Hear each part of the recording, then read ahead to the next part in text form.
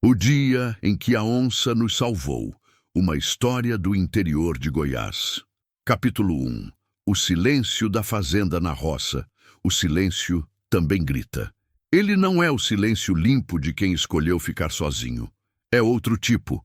O silêncio que vai entrando devagar pela fresta das janelas, que sobe pelo corredor, que ocupa cada canto da casa como fumaça de fogueira que não apaga. Um silêncio que tem peso, temperatura, cheiro, que deita junto com você na cama grande e fria e não te deixa dormir direito. Eu conhecia esse silêncio melhor do que conhecia qualquer pessoa viva. Meu nome é Antônio Cândido Meira. Tenho 53 anos e vivo sozinho na Fazenda Boa Esperança há 8. A fazenda fica a 32 quilômetros do município de Bom Jesus de Goiás, encravada entre o cerrado fechado e uma chapada que o vento varre do amanhecer até o anoitecer sem pedir licença. O acesso é por uma estrada de terra vermelha que, na época da seca, levanta poeira suficiente para assumir um caminhão inteiro. Na época das chuvas, vira um lamaçal que já engoliu 2 tratores e a paciência de muita gente. Mas eu gostava dali, ou pelo menos tinha aprendido a gostar. Ou talvez nem isso. Tinha aprendido a não conseguir imaginar em nenhum outro lugar. A fazenda era de meu pai antes de mim e do avô dele antes disso. 270 alqueires de cerrado nativo, pastagem formada, nascente de água limpa no fundo do mato e uma sede construída em madeira de lei que tinha mais de 80 anos e ainda não tinha cedido nenhuma viga. A casa era grande para um homem só. 3 quartos, varanda dos 2 lados, cozinha espaçosa com fogão a lenha e uma mesa de madeira que comportava 8 pessoas sem apertar. 8 pessoas que já não vinham mais. Acordei naquela segunda-feira como acordava todo dia, antes do galo, antes do sol, antes de qualquer coisa que pudesse ter vida. O relógio marcava 4h40 da manhã quando abri os olhos. Não precisava nem de despertador há anos. Meu corpo aprendera por conta própria que não havia motivo para continuar deitado. Não havia ninguém esperando que eu acordasse com boa feição. Não havia conversa de manhã cedo. Não havia o cheiro de café que não fosse o que eu mesmo havia de fazer. Fiquei um instante olhando para o teto. A madeira estava escurecida pelo tempo, com uma rachadura fina no canto direito que eu reparava havia 2 anos e nunca tinha consertado de fato. Não por preguiça, por falta de razão, talvez. Quando você mora sozinho, muita coisa vai ficando do jeito que está. Uma rachadura no teto não incomoda ninguém. Uma porta que range, um azulejo trincado, uma torneira que pinga de madrugada. Vão ficando. Companhia do silêncio. Me levantei.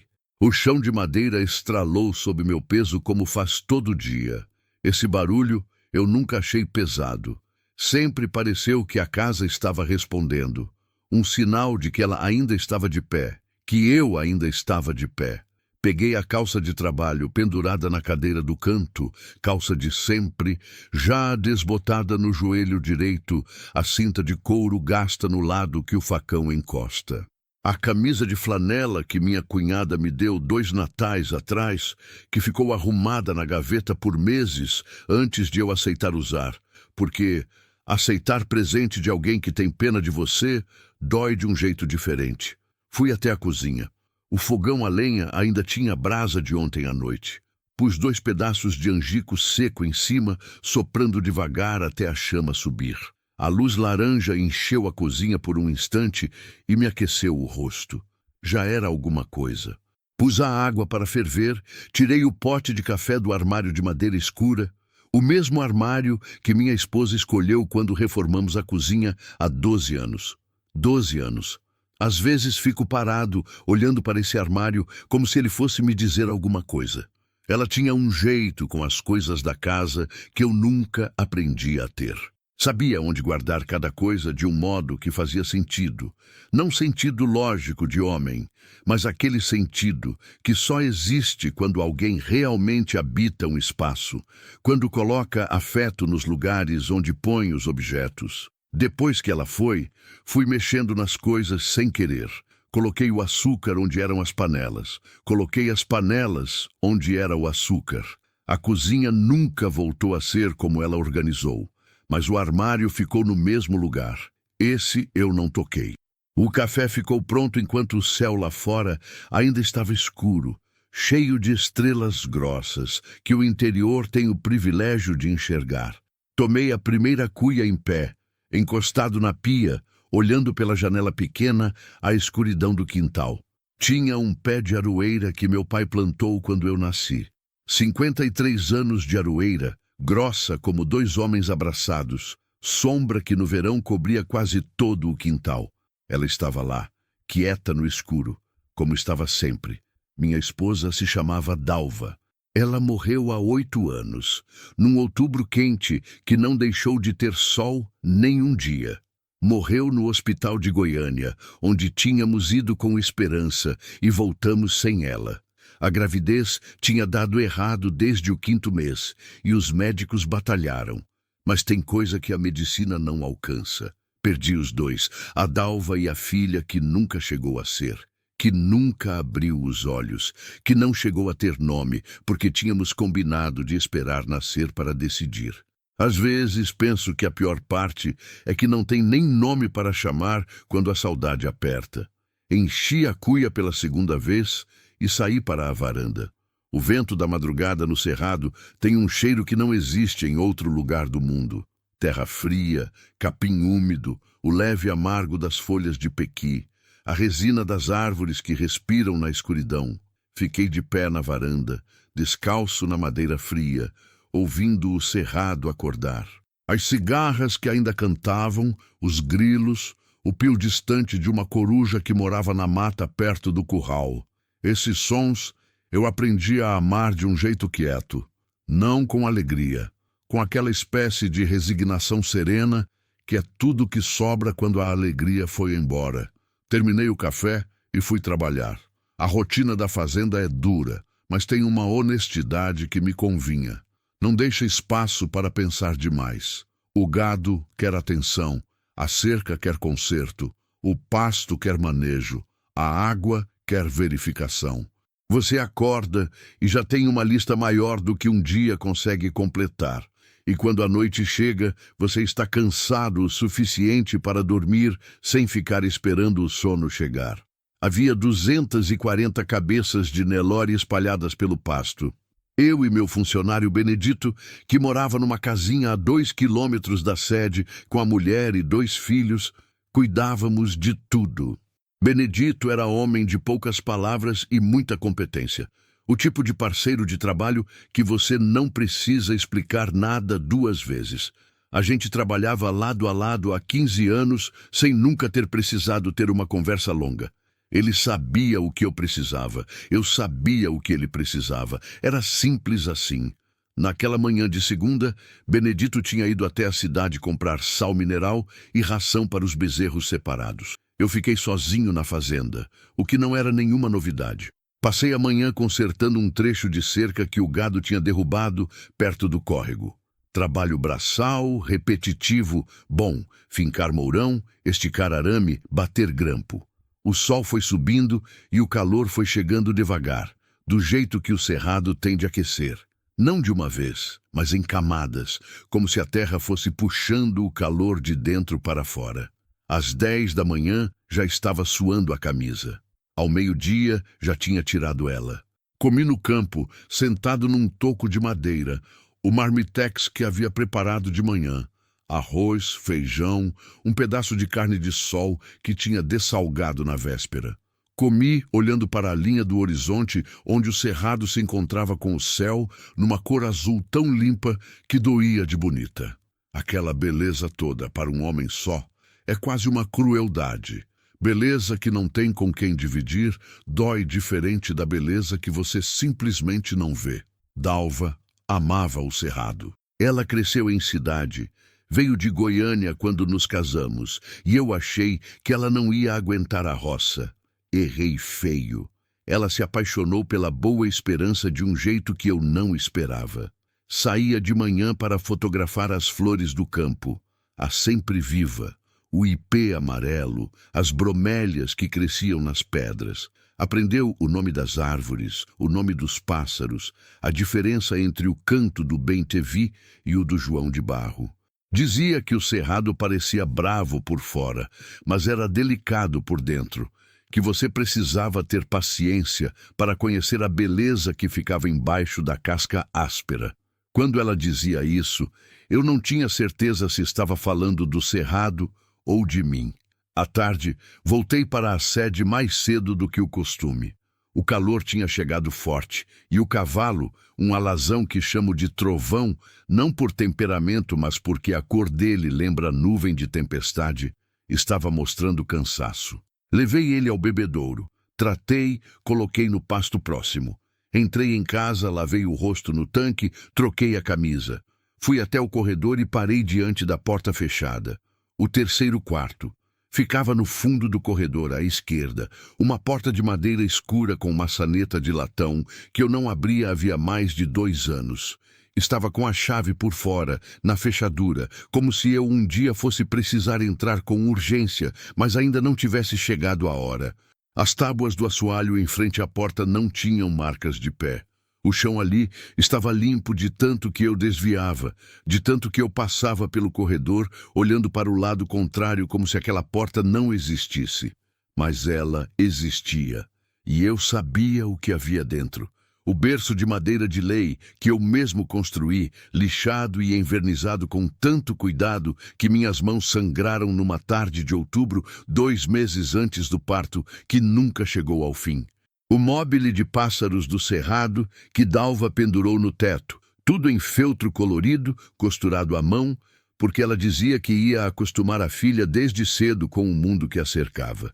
A fralda dobrada em cima do colchão, o cobertorzinho cor de salmão que a minha cunhada tinha tricotado, a janela que Dalva tinha pedido para ter cortina de bordado inglês, porque queria que a luz da manhã entrasse suave no quarto da filha. Eu nunca mais abri aquela porta depois do enterro. Fiquei parado diante dela por um tempo que não saberia dizer quanto foi. O silêncio da casa era mais denso ali, no corredor, como se o ar tivesse parado de circular naquele ponto específico. Coloquei a mão na maçaneta de latão. Ela estava fria.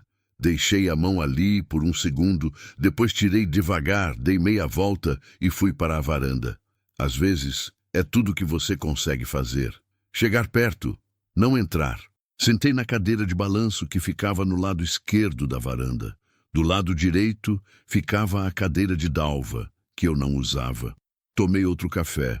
Olhei para o pasto, para o cerrado lá no fundo, para as andorinhas que faziam círculos no céu da tarde. O vento trazia o cheiro de terra seca com uma pontada de umidade que prometia chuva para dali a dias. O cerrado tem essa linguagem. Você aprende a ler o ar como se fosse texto. Era metade de setembro. A seca estava chegando no fim. O cerrado ressequido, esperando a primeira chuva com aquela ansiedade surda que as plantas têm e que você sente, mas não sabe bem como explicar. Tudo amarelado, empoeirado, as folhas do piquezeiro enroladas em si mesmas como mãos fechadas. Fiquei ali até o sol começar a descer. Naquele momento, eu não sabia que aquela seria a última tarde comum da minha vida. Não sabia que a rotina que eu havia construído como uma fortaleza contra o mundo, a rotina que me mantinha vivo e funcionando, mas não me deixava nem morrer, nem viver de verdade, estava prestes a ser varrida pelo cerrado como palha na ventania. Não sabia que no dia seguinte, numa estrada de terra vermelha, a 5 quilômetros da minha sede, minha vida ia mudar de um jeito que eu não saberia como nomear durante muito tempo. Não sabia de nada disso. Sabia apenas do silêncio, do café que estava esfriando na cuia, do vento que dobrava o capim lá longe, das cigarras que já começavam a cantar com a chegada do entardecer.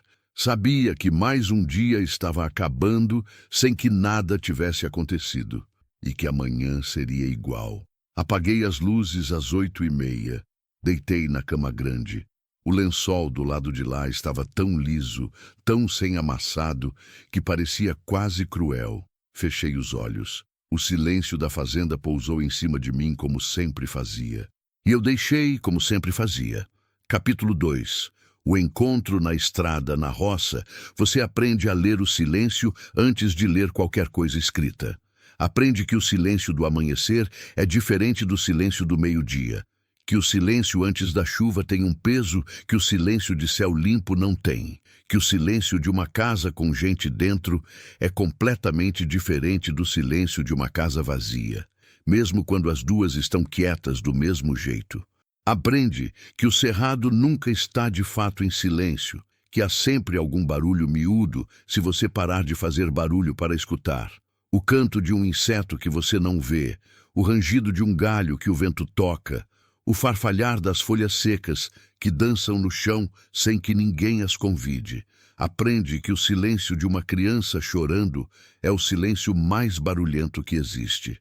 Naquela terça-feira de manhã, eu saí cedo para verificar o bebedouro do pasto de baixo, que tinha um cano com vazamento intermitente que eu remendava e que voltava a vazar como se tivesse birra de ser consertado de vez.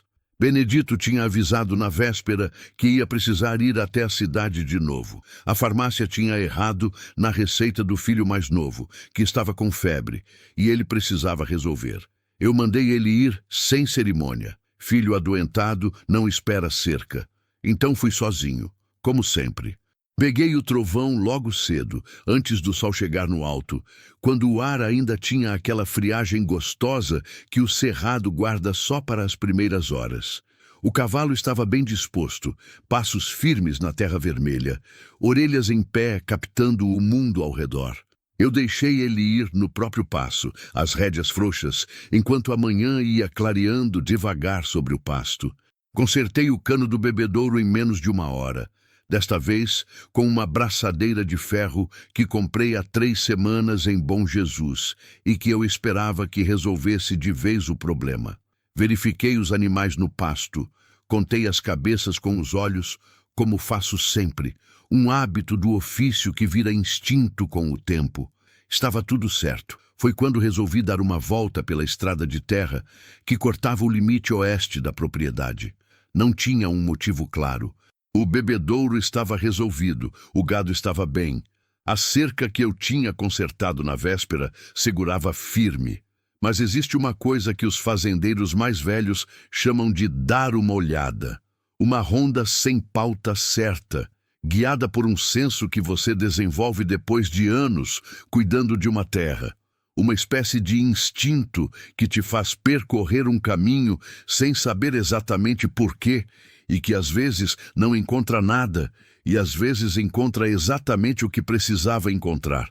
Então, fui pela estrada. A estrada de terra vermelha que bordeja o lado oeste da Boa Esperança é uma fita longa e empoeirada que liga a fazenda à rodovia estadual. São 5 quilômetros de chão batido entre 2 lados de cerrado fechado, com algumas curvas fechadas, onde a vegetação forma uma espécie de túnel de galhos entrelaçados. No verão, quando chove, a estrada fica encharcada e alaranjada como barro de louça. No fim da seca, como estava agora, ela vira pó fino que sobe em nuvem ao menor sopro de vento e pousa em tudo. Roupa, cabelo, folhas, pele. Eu estava a uns 3 quilômetros da sede quando vi. Primeiro foi a forma, uma silhueta à beira da estrada, do lado da sombra que a mata jogava no chão da manhã. Minha visão de longe nunca foi das melhores, e a poeira na atmosfera fazia tudo tremer um pouco, mas dava para ver que era uma pessoa pequena, sentada na beira da valeta, com o corpo encurvado para dentro de si mesma, do jeito que as pessoas se encurvam quando estão com frio, ou com dor, ou com medo, às vezes as 3 coisas juntas. O trovão sentiu minha atenção mudar e diminuiu o passo por conta própria. Conforme fui chegando mais perto, fui vendo mais. Era uma mulher jovem. Não devia ter mais de 25, 26 anos. Estava com um vestido estampado de flores miúdas, desbotado, com uma mancha de terra no lado direito, como se tivesse caído ou se apoiado no chão. Os cabelos pretos e compridos estavam presos de qualquer jeito, com mechas soltas pregadas no rosto pelo suor da manhã. Os pés calçavam uma sandália de borracha simples, a tira de um deles partida, segura por um nó improvisado com um pedaço de barbante que dava para ver mesmo de longe. Mas o que me parou de verdade não foi nada disso. Foi o que ela carregava. Nos braços dela, aninhado contra o peito com uma toalha enrolada em volta, como invólucro improvisado, havia um bebê. Parei o trovão a uns 10 metros dela. O cavalo bufou baixo, agitou a cabeça. A mulher ouviu e ergueu os olhos, e foi como se eu tivesse levado um soco no centro do peito. Ela tinha chorado tanto que o rosto estava inchado. Não o tipo de inchaço de quem chora uma vez e para. Era o inchaço de quem chora por horas, por dias, de quem chora até o corpo inteiro ficar pesado de lágrima. Os olhos eram castanhos escuros, quase pretos, com as bordas vermelhas e úmidas. O queixo estava tremendo de um jeito que ela claramente estava tentando controlar e não conseguindo. A boca estava fechada, apertada, como se abrir fosse deixar escapar alguma coisa que ela não podia deixar escapar. E mesmo assim, quando me viu, ela puxou o bebê para mais perto do peito. Aquele gesto, aquele reflexo de mãe que agarra o filho quando sente ameaça, ficou gravado em mim de um jeito que não sei explicar. Porque era exatamente o gesto de quem já foi machucado o suficiente para desconfiar de tudo, inclusive de um homem a cavalo numa estrada vazia de manhã. Especialmente disso. Desci do trovão devagar, sem pressa, sem movimento brusco. Segurei as rédeas na mão esquerda e fiquei parado, mantendo a distância. "Bom dia", eu disse. Minha voz saiu mais rouca do que eu pretendia. Não era surpresa. Às vezes passava dias sem falar com ninguém e a voz vai se esquecendo de como funcionar. Ela não respondeu de imediato. Ficou me olhando com aqueles olhos inchados e desconfiados, o bebê apertado contra o peito. O silêncio entre nós durou tempo suficiente para que eu ouvisse o canto de um pássaro lá no cerrado, o barulho do vento passando pelas folhas, o trovão mascando o freio com aquela paciência de animal velho. "Bom dia", ela disse por fim. A voz era baixa, rouca também, como se ela também tivesse passado muito tempo sem falar, ou falado demais numa hora errada. Olhei para ela, olhei para o bebê, olhei para a sandália remendada com barbante, para a ausência de qualquer bolsa, mochila, volume, qualquer coisa que indicasse que ela havia planejado estar ali. Ela não tinha nada. Absolutamente nada, além do vestido no corpo, a sandália quebrada e o bebê nos braços. "A senhora está bem?", perguntei. A pergunta era idiota. Claramente não estava bem, mas é o que se diz, é o começo de qualquer coisa. Ela abriu a boca, fechou, abriu de novo. Olhou para o chão por um segundo, como se estivesse pesando as palavras antes de soltá-las. "Meu carro atolou lá atrás", ela disse. "Tentei empurrar, mas não consegui. Aí fui andando para procurar ajuda. Não tem sinal aqui." Não era mentira. Mas também não era toda a verdade. Isso eu percebi de imediato, não por desconfiança, mas porque havia na voz dela uma camada por baixo das palavras, um peso a mais, que a história do carro atolado não explicava.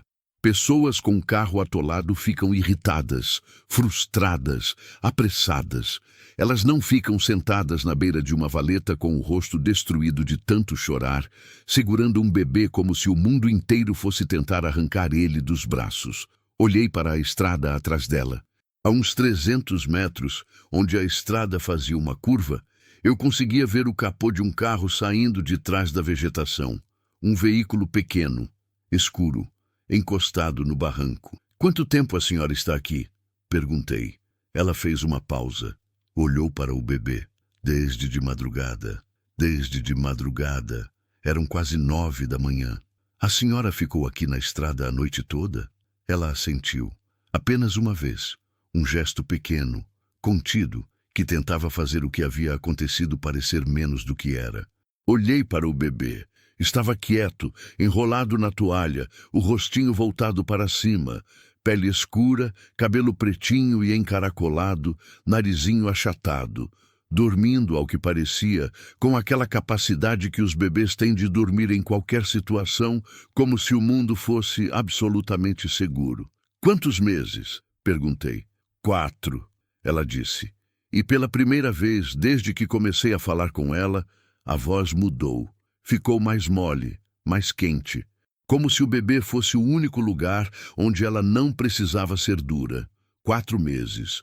Um bebê de 4 meses, uma mãe na beira de uma estrada de terra desde a madrugada, sem bolsa, sem mantimentos visíveis, sandália quebrada com barbante. Fiz as contas silenciosamente. Como ela se chama? Perguntei sem saber bem por quê. Talvez porque precisava de algum começo. Ele, ela disse, com um traço de algo que quase poderia ter sido orgulho se as circunstâncias fossem outras. É menino. O nome dele é Miguel. Miguel. Olhei para ele de novo, o rostinho sossegado de quem não sabe ainda o quanto o mundo pesa. Eu sou Antônio, eu disse. Tenho uma fazenda aqui perto. A senhora precisa de ajuda. Não foi pergunta. Fui direto porque era verdade.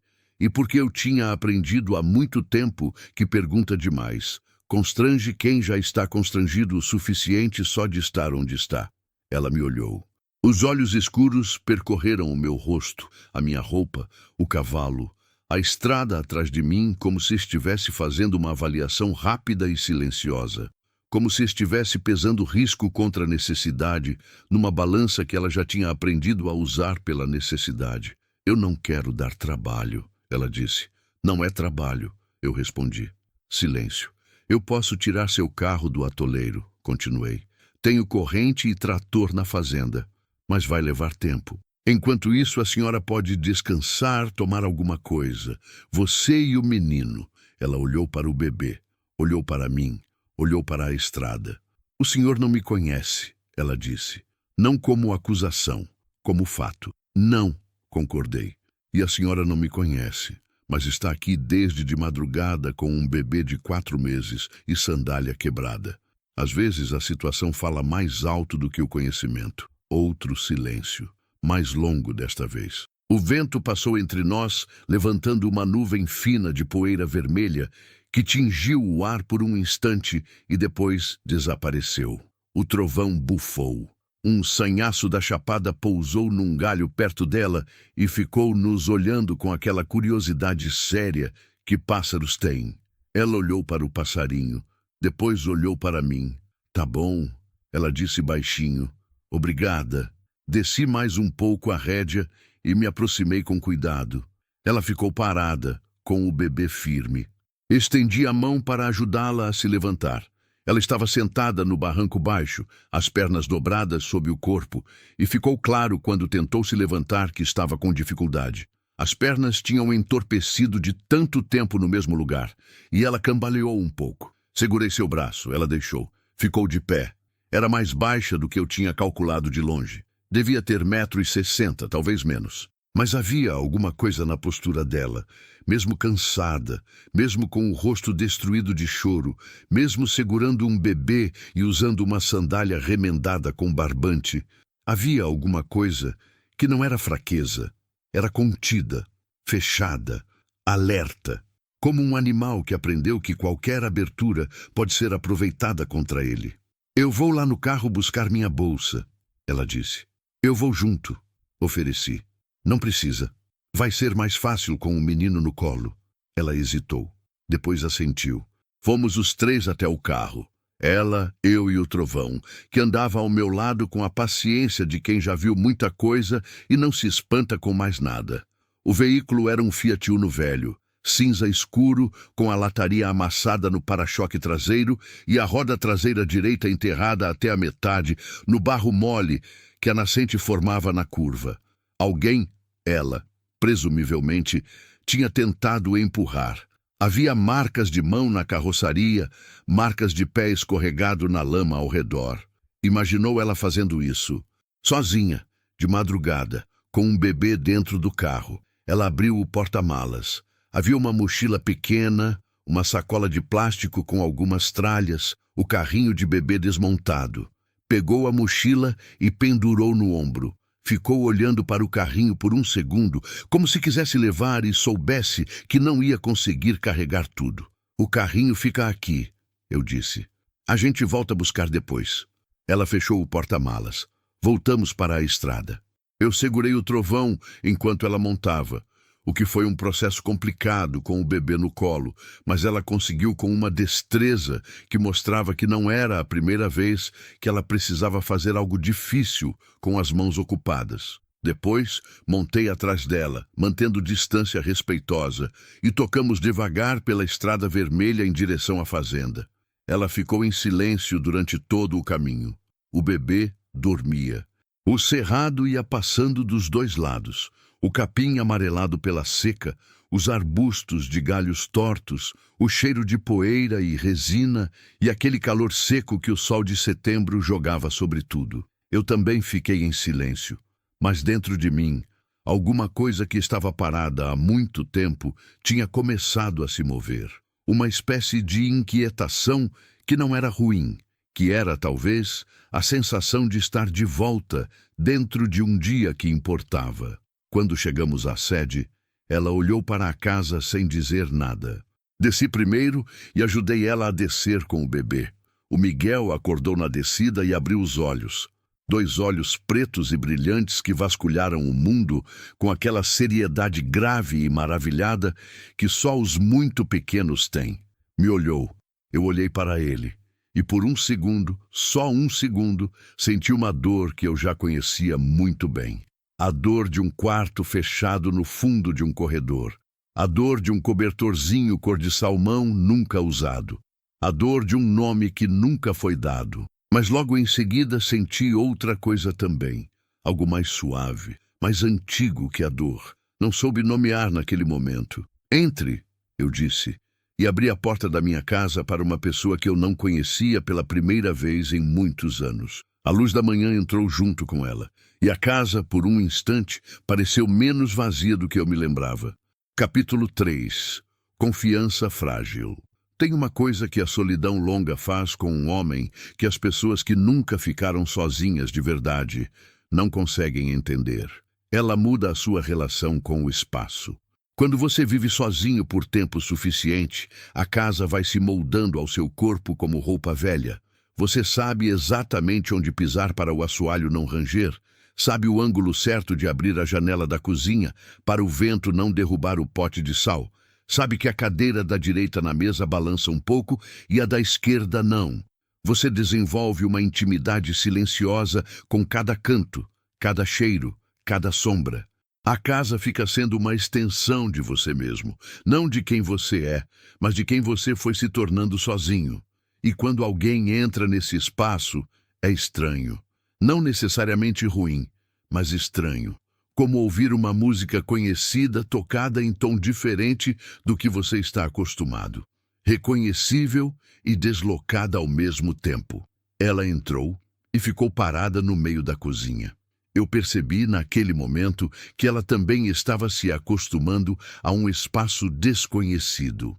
Que havia 2 tipos de estranhamento naquela cozinha. O meu, de ter alguém dentro de casa, e o dela, de estar dentro de uma casa que não era a sua, e que os 2 estranhamentos precisavam de tempo antes de qualquer outra coisa. Pode sentar, eu disse, indicando a cadeira da esquerda. Ela sentou. Colocou a mochila no chão ao lado, o bebê ainda no colo, acordado agora, os olhinhos pretos passeando pelo teto, pelas paredes, pelo fogão a lenha, com aquela curiosidade sem filtro que faz dos bebês os observadores mais honestos do mundo. Quer café? Perguntei-a. Se não for incômodo. Não é. Pus a água para ferver. Mexi nas brasas do fogão, coloquei mais um pedaço de madeira. O barulho da lenha pegando fogo encheu a cozinha por um instante. Um barulho quente, familiar, que sempre me aquietou de um jeito que não sei explicar direito. Ela ficou observando meus movimentos com aqueles olhos castanhos escuros que não paravam. Não era descaramento, era atenção. O tipo de atenção que se desenvolve quando você precisa aprender rápido o que é seguro e o que não é. Quando você não pode dar ao luxo de demorar para perceber as coisas. O menino está com fome? Perguntei sem me virar. Eu ainda tenho leite, ela disse. Uma pausa. Obrigada por perguntar. A gratidão na voz dela soou como algo que estava com pouco uso. como uma palavra que ela havia dito poucas vezes nos últimos tempos e que saía com um certo esforço, como músculo que precisa de alongamento antes de funcionar bem. O café ficou pronto. Servi numa cuia grande, coloquei o açúcar na mesa, o mesmo potinho de barro que Dalva havia comprado numa feira de artesanato em Pirenópolis anos atrás, e empurrei na direção dela. Ela pegou com a mão que estava livre, mexeu devagar, tomou o primeiro gole. Fechou os olhos por um segundo, apenas um segundo, mas eu vi. Às vezes, um copo de café quente é a coisa mais importante do mundo. Sentei do outro lado da mesa. Tomei o meu também. O Miguel fez um barulhinho, não de choro, mas daquele tipo de vocalização que os bebês pequenos fazem quando estão processando o mundo. E ela ajustou ele no colo com um movimento automático, sem olhar, com aquela competência tranquila de mãe que já aprendeu o idioma do filho. "Você tem nome?" perguntei. Ela me olhou. Aquela hesitação de novo. Não de quem não sabe o próprio nome, mas de quem está avaliando quanto do próprio nome quer entregar. "Simone", ela disse por fim. "Simone", repeti, não para confirmar, apenas para que o nome existisse em voz alta naquela cozinha que ficasse no ar por um momento como qualquer nome merece. "O senhor é dono dessa fazenda?" "Sou, desde que meu pai morreu." "O senhor mora sozinho?" "Há 8 anos." Ela processou isso, olhou em volta da cozinha com um olhar diferente, não de avaliação de ameaça, mas de compreensão de contexto. A cozinha de homem sozinho tem uma aparência específica, limpa, funcional, sem enfeite, sem nenhuma das pequenas decorações que as mulheres colocam nos espaços que habitam, porque gostam e não porque precisam. Nada na bancada além do necessário. Nenhum pano de prato pendurado no forno, nenhuma plantinha na janela, exceto uma coisa. Na janela acima da pia havia um vaso de cerâmica cor de terracota, com uma orquídea branca que florescia todo ano em setembro, com uma teimosia que eu nunca consegui entender. Aquela orquídea era de Dalva. Ela havia colocado ali logo quando chegamos para a fazenda, dizendo que a cozinha precisava de algo vivo. Todo ano eu esperava ela morrer, não com maldade, mas com aquela lógica derrotada de quem acha que coisas bonitas não sobrevivem em espaço de luto. E todo ano ela voltava. Simone olhou para a orquídea. "Bonita", ela disse. "Era da minha esposa", eu disse sem pensar muito. Ela me olhou, olhou para a orquídea, olhou para mim de novo. "Ela foi embora?" Perguntou com o cuidado de quem não quer pisar em chão que não sabe se é firme. "Morreu?" eu disse.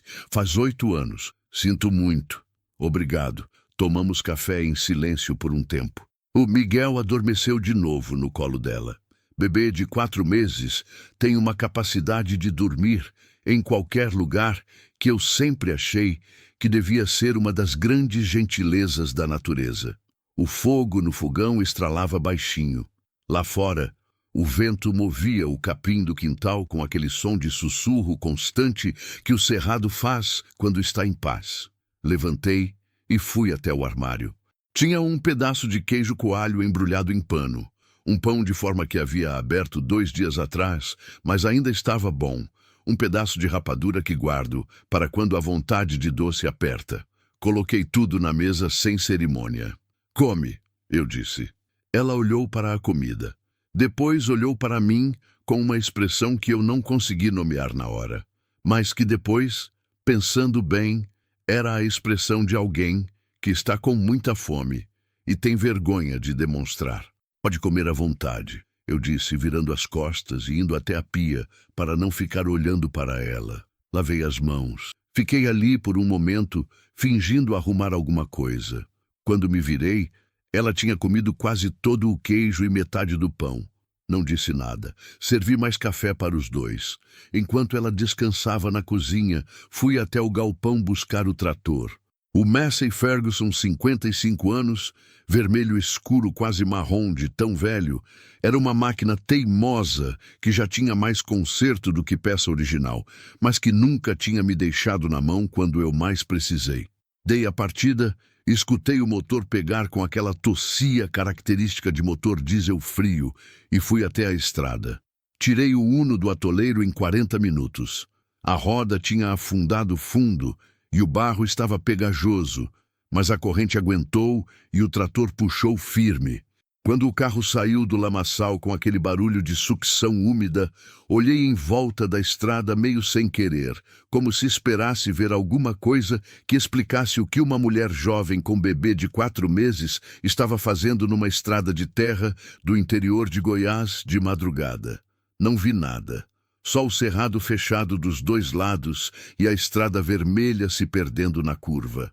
Trouxe o Uno até a sede e estacionei embaixo do pé de ingá, que faz sombra no lado esquerdo da casa. Voltei para dentro. Ela estava sentada na cadeira com o Miguel dormindo no colo, a cabeça dela recostada na madeira do encosto, os olhos fechados, dormindo. Parei na porta da cozinha. Ela dormia com o corpo levemente curvado para o bebê, mesmo dormindo, como se o instinto não descansasse nunca. Os cabelos pretos tinham escapado mais do elástico e caíam pelo rosto e pelo pescoço. O vestido de flores tinha uma mancha de barro na barra que eu não tinha reparado antes. Os pés, aquela sandália remendada com barbante, estavam cruzados sob a cadeira. Havia exaustão nela que ia além do físico. Era o tipo de cansaço que você acumula quando fica muito tempo sendo forte por necessidade, quando fica muito tempo sem lugar para baixar a guarda, quando fica muito tempo segurando uma coisa pesada demais sem poder pousar. Fui para a varanda e fiquei de lá, de longe, deixando ela dormir. Ela acordou 40 minutos depois. Ouvi o barulho da cadeira se mexendo, o som baixo e confuso de quem acorda sem saber onde está. Depois, o silêncio de quem reconhece e se orienta. Depois, os passos cautelosos na madeira do assoalho. Ela apareceu na porta da varanda, com o Miguel acordado no colo, os 2 me olhando. Eu dormi, ela disse, como se fosse uma confissão. Estava precisando, eu disse. Ela ficou parada por um momento com aquele jeito que eu já estava começando a reconhecer, pesando, avaliando, calculando o próximo movimento com cuidado de quem não pode errar. Eu trouxe o carro, eu disse. Está embaixo da ingá. Deve estar bom para rodar. Obrigada, ela disse. Então eu vou indo. Não foi muito convincente. A voz saiu sem firmeza, como declaração que o corpo não apoiava. Para onde? Perguntei. Silêncio. Você me disse que foi andando desde onde atolou buscando sinal e ajuda, eu disse com calma. Mas você não ligou para ninguém quando chegou aqui e tinha sinal. Não pediu para ligar de nenhum telefone. Não mencionou para onde estava indo. Ela me olhou. Os olhos escuros não tinham mais a nuvem do choro da manhã, mas havia ali algo parecido.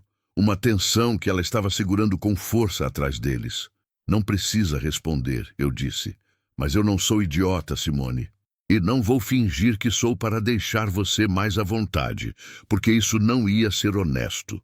Ela ficou parada. O Miguel fez aquele barulhinho de processamento de mundo de novo e ela olhou para ele por um segundo. Eu estava saindo de Goiânia, ela disse por fim, devagar, com pausas entre as frases, como quem constrói uma confissão tijolo por tijolo, colocando cada um com cuidado antes de colocar o próximo. Ia para a casa da minha tia em Bom Jesus. Mas de madrugada eu fiquei com medo de parar num posto, então fui desviando pela estrada pequena. Não conhecia o caminho direito. Aí atolei. Estava saindo de Goiânia com um bebê de 4 meses de madrugada para não parar num posto. Eu repeti, não como questionamento, mas como organização dos fatos em voz alta. Ela não confirmou nem negou. Ficou olhando para o pasto. Sua tia sabe que você está vindo? Uma pausa longa. Não, ela disse. Eu olhei para ela. Ela olhou para o pasto. O silêncio era denso, mas não desconfortável. Era o silêncio de uma história que ainda não tinha chegado a hora de ser contada por inteiro. Não forcei. Tem um quarto lá dentro que eu não uso, eu disse. Você e o menino podem ficar essa noite. Amanhã, se quiser ir para Bom Jesus, eu conheço o caminho e posso te orientar. Se a sua tia não sabe que você está vindo, Ligar antes parece sensato. Ela me olhou com aquela expressão que eu ainda não sabia ler muito bem, mas que continha surpresa e desconfiança, e algo mais perto do alívio do que ela provavelmente queria que ficasse visível. "Por que o senhor está fazendo isso?" ela perguntou, direto, sem rodeio. A pergunta de quem aprendeu que bondade sem explicação raramente é só bondade. Fiquei com a pergunta no ar por um momento. "Porque você precisa", eu disse. "E porque não tem mais nenhum outro motivo que eu precise ter." Ela me estudou por um tempo com aqueles olhos que pesavam tudo. Depois olhou para o bebê. Depois para a casa. "Tá bom", ela disse. Pela segunda vez no dia. Com a mesma voz baixa, a mesma relutância que não era ingratidão, mas sim o reflexo de alguém que aprendeu que aceitar ajuda pode custar caro. Levei ela até o quarto de hóspedes. O quarto de hóspedes de verdade, o da direita, não aquele outro do fundo do corredor. Era um quarto simples. Cama de casal com colcha azul, guarda-roupa de madeira, janela com vista para o quintal e a aroeira. Coloquei uma toalha limpa na cama. "O banheiro é lá", indiquei. "Tem água quente, mas demora um pouco. Tenho o que precisar." Ela ficou parada na porta do quarto, olhando para dentro, como se estivesse avaliando não só o quarto, mas o ato de entrar nele, de se instalar, de ocupar espaço que não era seu, de deixar baixar um pouco a guarda que ela havia mantido erguida por tempo demais. "Obrigada, seu Antônio", ela disse. "Antônio", eu corrigi com calma. "Sem o seu. Uma coisa pequena." Mas ela me olhou com aquele olhar de novo, e dessa vez havia ali um traço de algo que se parecia um pouco com o começo de um sorriso. Não um sorriso verdadeiro ainda, mas a possibilidade de um. Fechei a porta e fui para a varanda. À tarde, ela saiu do quarto com o Miguel e se sentou na varanda comigo. Não falou nada por um tempo. Amamentou o bebê com aquela naturalidade serena de mãe, que já não tem mais pudor, porque o pudor foi consumido pelo cansaço. E eu olhei para o pasto e fingi que estava muito ocupado, monitorando o gado lá longe. Depois que o Miguel adormeceu de novo, ela quebrou o silêncio. "Eu saí de casa", ela disse. "Da casa dele. Esperei. A gente morava junto há 2 anos. Quando eu fiquei grávida, ele ficou diferente." Pausa. "Ou talvez ele sempre foi assim e eu não queria ver. Não sei mais." Outra pausa. "Quando o Miguel nasceu, foi ficando pior. Ele bebia mais, ficava agressivo, não fisicamente." Ela acrescentou rápido, como se precisasse estabelecer uma categoria de dano que fosse aceitável para pedir ajuda. "Mas de outro jeito, nas palavras, no jeito de olhar, no jeito de fazer você sentir que você não existe direito." Fiquei quieto. Olhei para o pasto. "Anteontem ele disse que eu era inútil." Ela continuou. A voz estava plana, controlada, como quem reconta um fato depois de ter chorado tudo o que tinha para chorar sobre ele. Que eu era um peso. Que o Miguel ia crescer me vendo e aprender a ser fraco igual a mim. Pausa. Eu fiquei olhando para ele dizendo aquilo e pensei, se eu continuar aqui, meu filho vai crescer achando que é normal um homem falar assim com uma mulher. E eu não quero isso para ele. Ficamos em silêncio por um tempo. O vento passou pelo pasto. As cigarras cantavam lá no cerrado. O Miguel respirava no colo dela com aquela tranquilidade de bebê que não sabe ainda que o mundo tem arestas. "Você fez certo", eu disse. A voz saiu mais rouca do que eu pretendia de novo. Ela me olhou. "O senhor acha?" "Acho", eu disse. "Seu filho não precisa aprender que isso é normal. Você também não precisava aprender. Mas você aprendeu e está desaprendendo. Isso é mais coragem do que muita coisa que eu já vi." Ela ficou me olhando por um momento. Depois olhou para o bebê. "Eu liguei para minha tia enquanto você estava com o trator", ela disse. "Ela sabe que eu estou vindo. Disse que tenho lugar lá." "Bem", eu disse. "Mas ela fica em Bom Jesus e está sem carro agora. Não tem como vir me buscar. Eu te levo amanhã." Ela me olhou. O traço de sorriso de antes voltou, um pouco mais próximo do real desta vez. "Por que você faz isso?" ela perguntou de novo. A mesma pergunta da tarde, mas com tom diferente. Não mais a pergunta de quem desconfia, mas a pergunta de quem genuinamente quer entender. Fiquei um tempo sem responder. Olhei para a aroeira no quintal, para as andorinhas que circulavam no céu, para o pasto onde o gado pastava quieto no calor da tarde. A minha esposa, eu disse devagar, morreu esperando uma filha que não chegou. Os dois juntos. Faz 8 anos. Parei. Não costumava falar sobre isso. As palavras saíam com esforço, como coisa que estava ferrujada de desuso. Depois disso, eu aprendi a não esperar nada de ninguém. Fui fechando. Fui ficando aqui, cuidando da fazenda, passando os dias sem que nada acontecesse. Parei de novo. Quando eu vi você na beira da estrada de manhã, com o menino no colo e a sandália quebrada com barbante, eu não pensei. Fui porque tinha que ir. Porque existe uma coisa que você não deixa de fazer quando ainda tem humanidade dentro, que é ajudar quando pode. Ela ficou me olhando. E eu estava precisando lembrar que ainda tinha. Eu acrescentei baixinho, quase para mim mesmo. O silêncio que veio depois foi diferente de todos os outros do dia. Não era desconfortável, nem pesado. Era o silêncio de 2 pessoas que haviam dito coisas verdadeiras e estavam deixando elas pousar. Fiz o jantar enquanto ela dava banho no Miguel na bacia que eu trouxe para o quarto. Ela pediu se podia.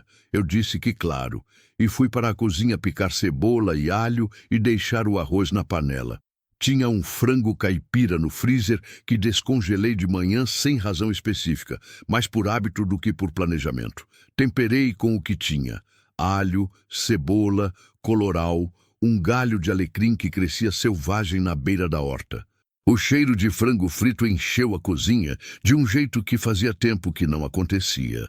Ela apareceu na porta da cozinha, com o Miguel limpo e sonolento no colo, os cabelos dela ainda úmidos do banho rápido que deve ter tomado enquanto o bebê dormia. Estava com uma outra roupa da mochila, uma camiseta azul e uma calça de moletom, muito mais simples que o vestido de flores, mas que a fazia parecer de algum modo menos frágil. Mais ela mesma, talvez. "Posso ajudar?" perguntou. "Pode pôr a mesa se quiser." Ela colocou o bebê no carrinho que tínhamos trazido do carro à tarde e foi pôr a mesa com aquela naturalidade de quem está acostumado a ocupar espaços de cozinha. Pegou os pratos sem perguntar onde ficavam. Abriu o armário certo na primeira tentativa. Arrumou os talheres do lado certo. Dobrou um pedaço de papel toalha como guardanapo. Pequenas coisas. Mas eu reparei. Jantamos juntos na mesa grande que comportava 8 e que há anos só conhecia um. A comida estava boa. Melhor do que o normal. Talvez porque eu tinha cozinhado com mais atenção do que costumava, ou talvez porque comida partilhada tem sabor diferente de comida sozinho. Ela comeu com aquela contenção discreta de quem tem fome, mas não quer demonstrar.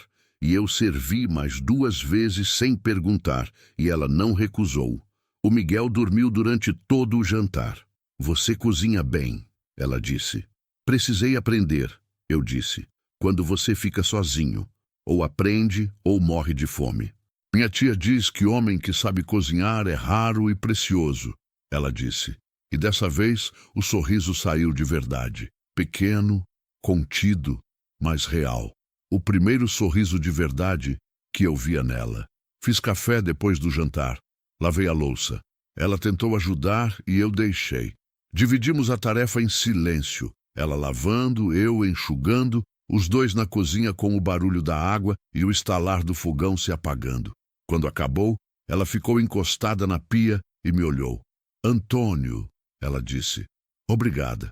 De verdade." "Boa noite, Simone", eu disse. Ela foi para o quarto com o Miguel. Eu fui para a varanda. O céu estava cheio de estrelas, do jeito que só o interior do Brasil tem. Sem luz de cidade para apagar, sem névoa, sem nada entre você e o universo inteiro. O vento estava quente ainda, o cerrado exalando o calor que tinha acumulado o dia todo. As cigarras cantavam. Lá no fundo, um gavião noturno passou voando baixo sobre o pasto sem fazer barulho. Sentei na minha cadeira de balanço. E pela primeira vez em muitos anos, não me sentei só. Havia vozes dentro da minha casa. Não de verdade, não agora com todos dormindo. Mas havia a possibilidade de vozes. Havia o carrinho de bebê na cozinha. Havia 2 pratos lavados escorrendo. Havia o cheiro de frango e alecrim ainda no ar. Havia vida no espaço que eu havia ensinado a ser silêncio. Eu estava começando a entender que o silêncio que eu havia construído não era paz. Era uma parede. E que eu havia ficado tão acostumado com a parede que tinha esquecido que havia construído ela. Tinha começado a achar que o muro era a paisagem. Mas estava escurecendo no quarto do fundo do corredor quando ouvi o barulho. Era quase 11 da noite.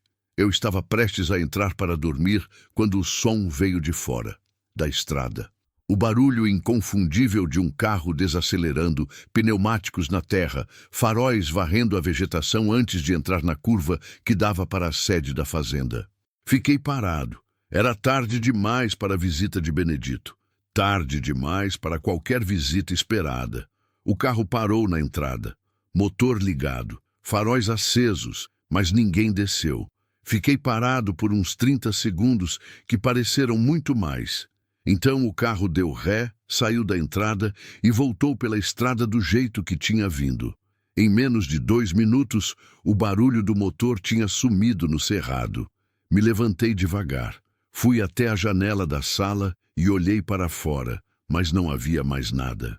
Só a noite, o vento, o cerrado escuro. Fui até o corredor.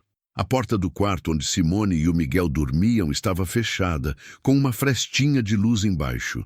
Ela tinha deixado a luminária de cabeceira acesa, provavelmente por causa do bebê.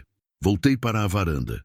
Fiquei olhando para a entrada da fazenda por um tempo. O carro podia ser qualquer coisa. Alguém que havia errado o caminho. Alguém que havia entrado por engano e saído quando percebeu. Podia ser completamente inocente.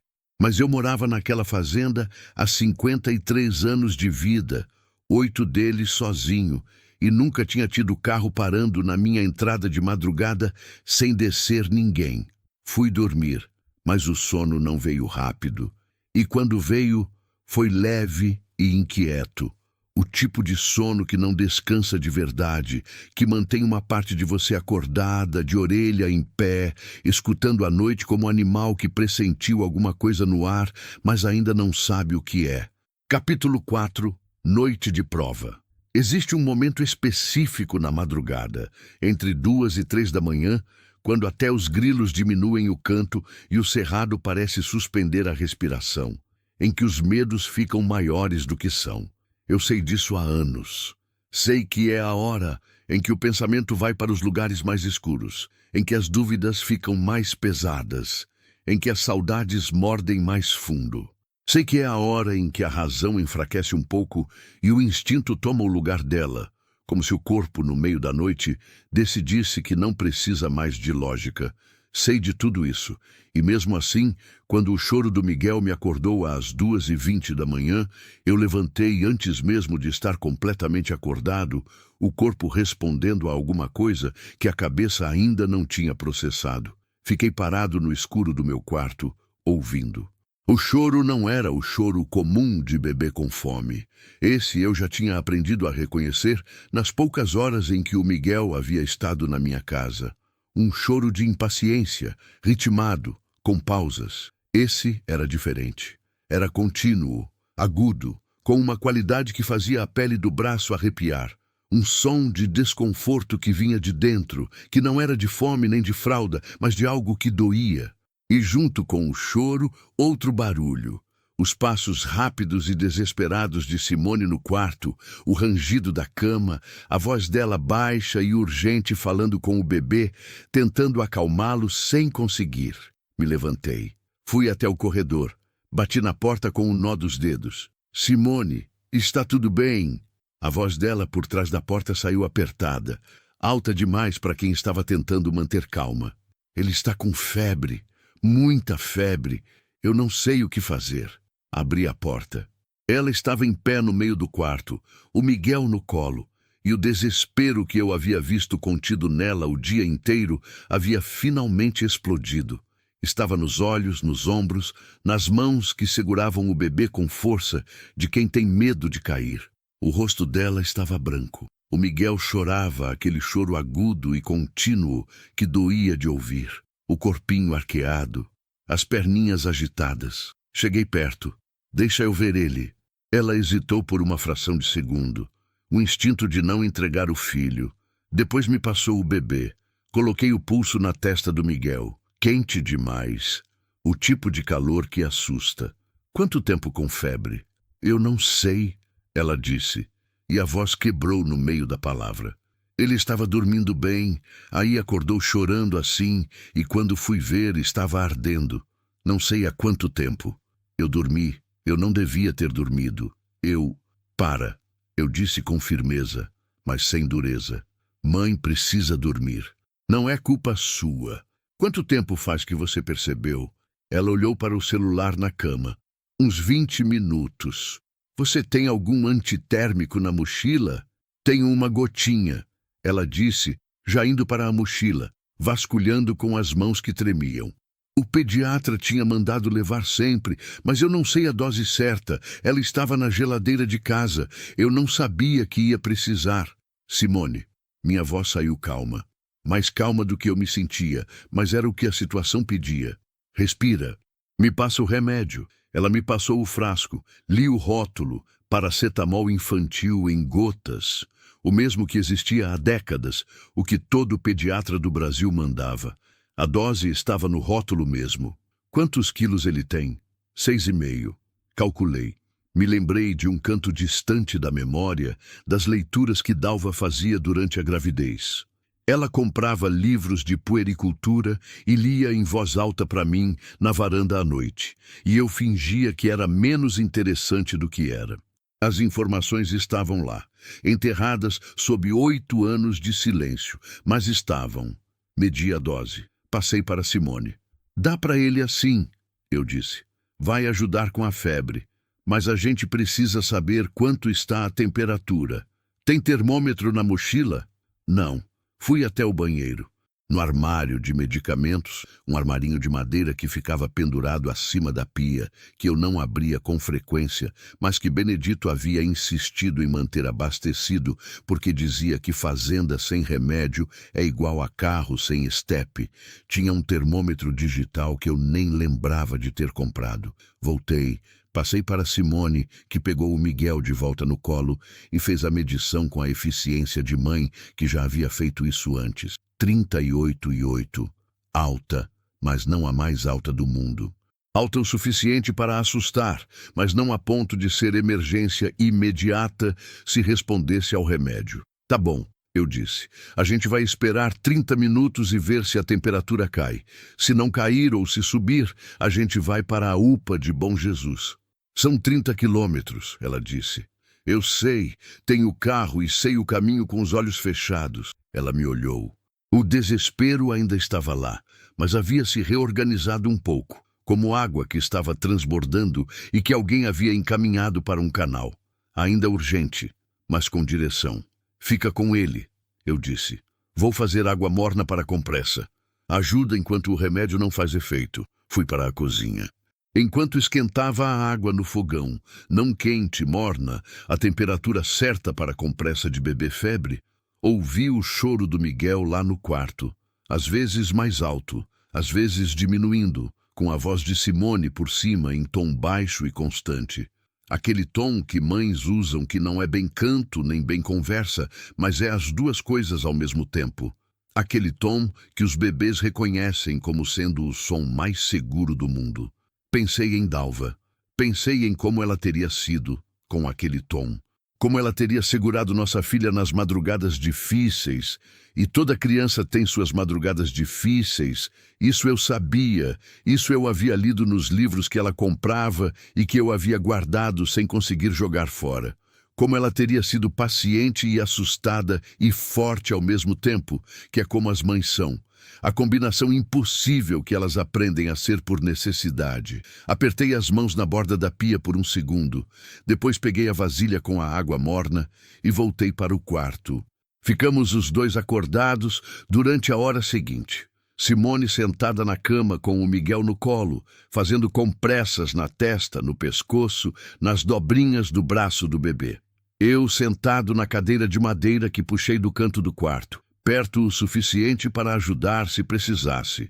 longe o suficiente para não apertar o espaço dela. O Miguel foi acalmando devagar. A temperatura foi cedendo. Quando medimos de novo 40 minutos depois, estava em 38,1. Ainda alta, mas em queda.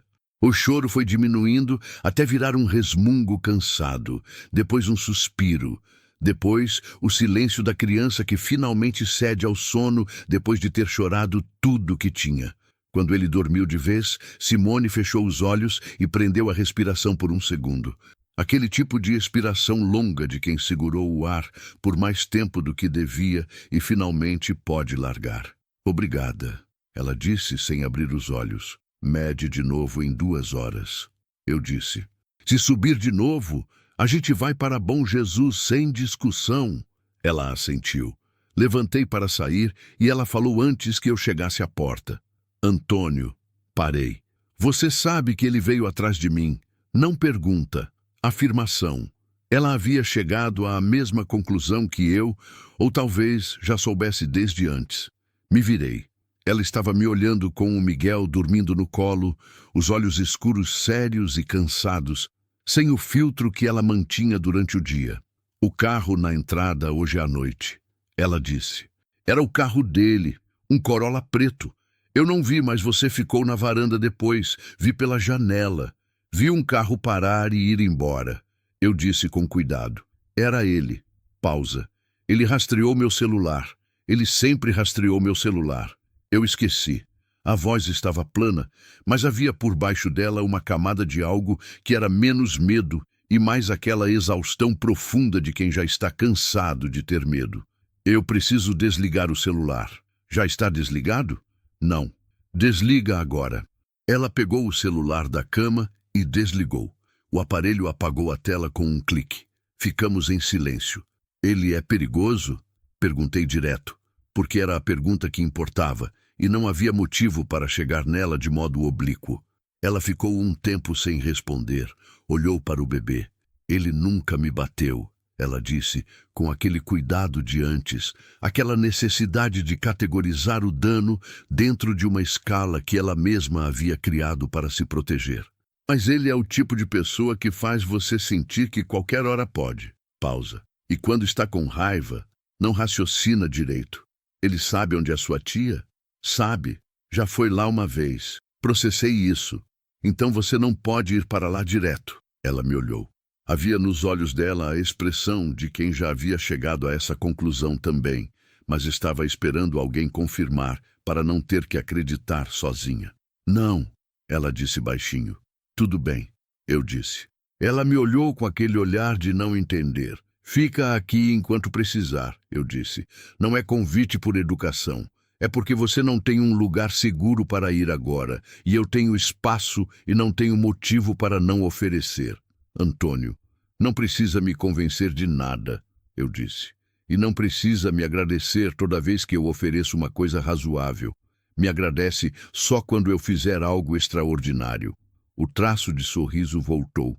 Desta vez, chegou mais perto do real do que todas as vezes anteriores. Você não tem medo? Ela perguntou. Pensei honestamente na pergunta. Tenho, eu disse. Mas medo não é razão para fazer a coisa errada.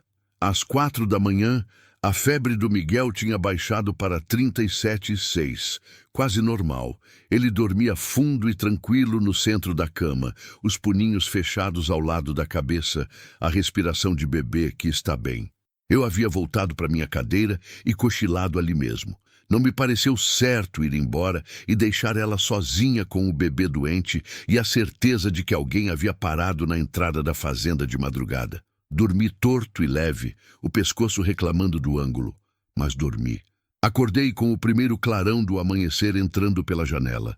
Ela estava acordada, sentada na borda da cama, olhando pela janela para o cerrado, que começava a ficar visível na penumbra azulada do amanhecer. O Miguel dormia atrás dela. Ela tinha os joelhos dobrados contra o peito, os braços em volta dos joelhos, o queixo apoiado. A posição de quem está pensando em coisas grandes com calma forçada. Como ele está? Perguntei, a voz rouca de quem acabou de acordar. 37,2, ela disse sem se virar. Quase normal. Bem, Silêncio.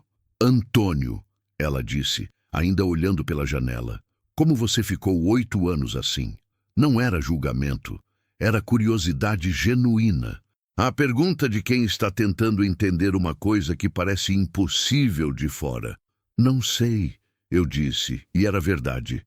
Foi acontecendo. Cada dia você acorda e faz o que precisa ser feito. E vai indo, e de repente são 8 anos. Você não ficou com raiva? Fiquei. De quem? Pensei. De tudo, eu disse. De Deus, um tempo, depois de mim mesmo, depois de ninguém em específico. Pausa. A raiva vai passando também. O que fica é mais pesado do que a raiva. É o vazio. Ela virou e me olhou. Você tem que parar de viver no vazio, ela disse, direto, com uma firmeza tranquila que me surpreendeu. Olhei para ela. Eu sei que não te conheço, ela continuou. Sei que é estranho eu dizer isso, mas você passou a noite do lado de mim e do meu filho sem precisar, sem me dever nada, sem querer nada em troca. E você mora sozinho nessa casa grande, sem deixar ninguém entrar há 8 anos. Pausa. Isso não é paz. Você mesmo disse. É parede. Fiquei parado. Ela havia usado minha própria palavra. Parede. A mesma que eu havia pensado na varanda na noite anterior, sem dizer em voz alta. Você estava me ouvindo, eu disse. Sempre estou ouvindo, ela disse. Aprendi que as pessoas importantes dizem as coisas importantes baixo demais. Ficamos em silêncio. O cerrado lá fora foi ficando mais visível conforme o sol subia, o amarelo da seca tingindo tudo com aquela cor de palha que setembro tem. Os pássaros começando seus primeiros cantos, o bem-te-vi insistente de sempre, o canário da terra que morava no pé de ingá. Eu vou fazer café, eu disse. Eu vou junto, ela disse. Amanhã começou calma. Café, pão quentado no fogão a lenha, o Miguel acordado e bem disposto como se a noite difícil não tivesse acontecido. Os bebês têm essa capacidade de recuperação que os adultos perdem quando crescem e nunca recuperam. Ele ficou deitado no carrinho na cozinha, chutando as perninhas no ar com aquele contentamento sem propósito que é um dos espetáculos mais simples e mais completos de se observar. Simone estava diferente naquela manhã. Não mais contida da mesma forma. Não mais aquela armadura de desconfiança que ela usava na véspera como roupa. Não tinha sumido, mas estava mais frouxa, como a armadura que alguém vestiu correr e agora, parada, percebeu que pode afivelar mais folgada. Conversamos na cozinha enquanto tomávamos café. Ela me contou da tia, Dona Perpétua, 72 anos, moradora de Bom Jesus havia 4 décadas, viúva, sem filhos, que havia criado Simone dos 12 aos 17 anos, quando a mãe dela havia adoecido. A única pessoa, disse Simone, que havia sempre estado do mesmo lado que ela. Eu contei um pouco de Benedito, da fazenda, do gado, coisas simples, coisas de rotina, mas que soaram diferentes, ditas para alguém que estava ouvindo de verdade. Foi quando o cachorro latiu. Eu tinha um vira-lata amarelado chamado Capitão, que dormia no canil no fundo do quintal e que só latia quando ouvia carro ou pessoa estranha. Latido de aviso, diferente do latido de brincadeira, grave, repetido, sério. Levantei devagar da mesa. Fica aqui, eu disse para Simone. Ela ficou rígida, me olhou. É ele, ela disse, não como pergunta. Não sei ainda. Fica aqui. Fui até a janela da sala que dava para a entrada da fazenda. Me pus de lado, olhando sem ser visto. Era um Corolla preto, parado na entrada. O mesmo de ontem, eu apostava, embora não tivesse visto direito na noite anterior. O carro estava com o motor ligado, a fumaça fina do escapamento subindo no ar frio da manhã. Então a porta do motorista abriu. O homem que desceu tinha uns 30 anos, porte médio, com uma camiseta escura e calça jeans, o rosto que eu não conseguia distinguir bem da distância que eu estava, mas o jeito de carregar o corpo eu conseguia ler. Corpo tenso, passos rígidos, a postura de alguém que está com raiva e está controlando e que pode parar de controlar a qualquer momento. Ele ficou parado na entrada, olhando para a casa. Meu coração bateu diferente. Não muito mais rápido, mas diferente. Aquele ritmo alterado que o corpo muda quando percebe que algo exige atenção de verdade. Voltei para a cozinha. É ele, eu disse. Simone estava de pé ao lado do carrinho do Miguel, que havia começado a fazer barulhinho sem sentir ainda a tensão do ambiente. Ela estava branca, não de susto, de determinação. A diferença entre as duas é sutil, mas existe. O que você quer fazer? Perguntei. Eu não vou voltar, ela disse imediatamente, firme, sem hesitação. Não perguntei isso. Perguntei o que você quer fazer agora, com ele na entrada. Ela pensou. Olhou para o Miguel. Você pode falar com ele? Ela disse. Dizer que eu não estou aqui?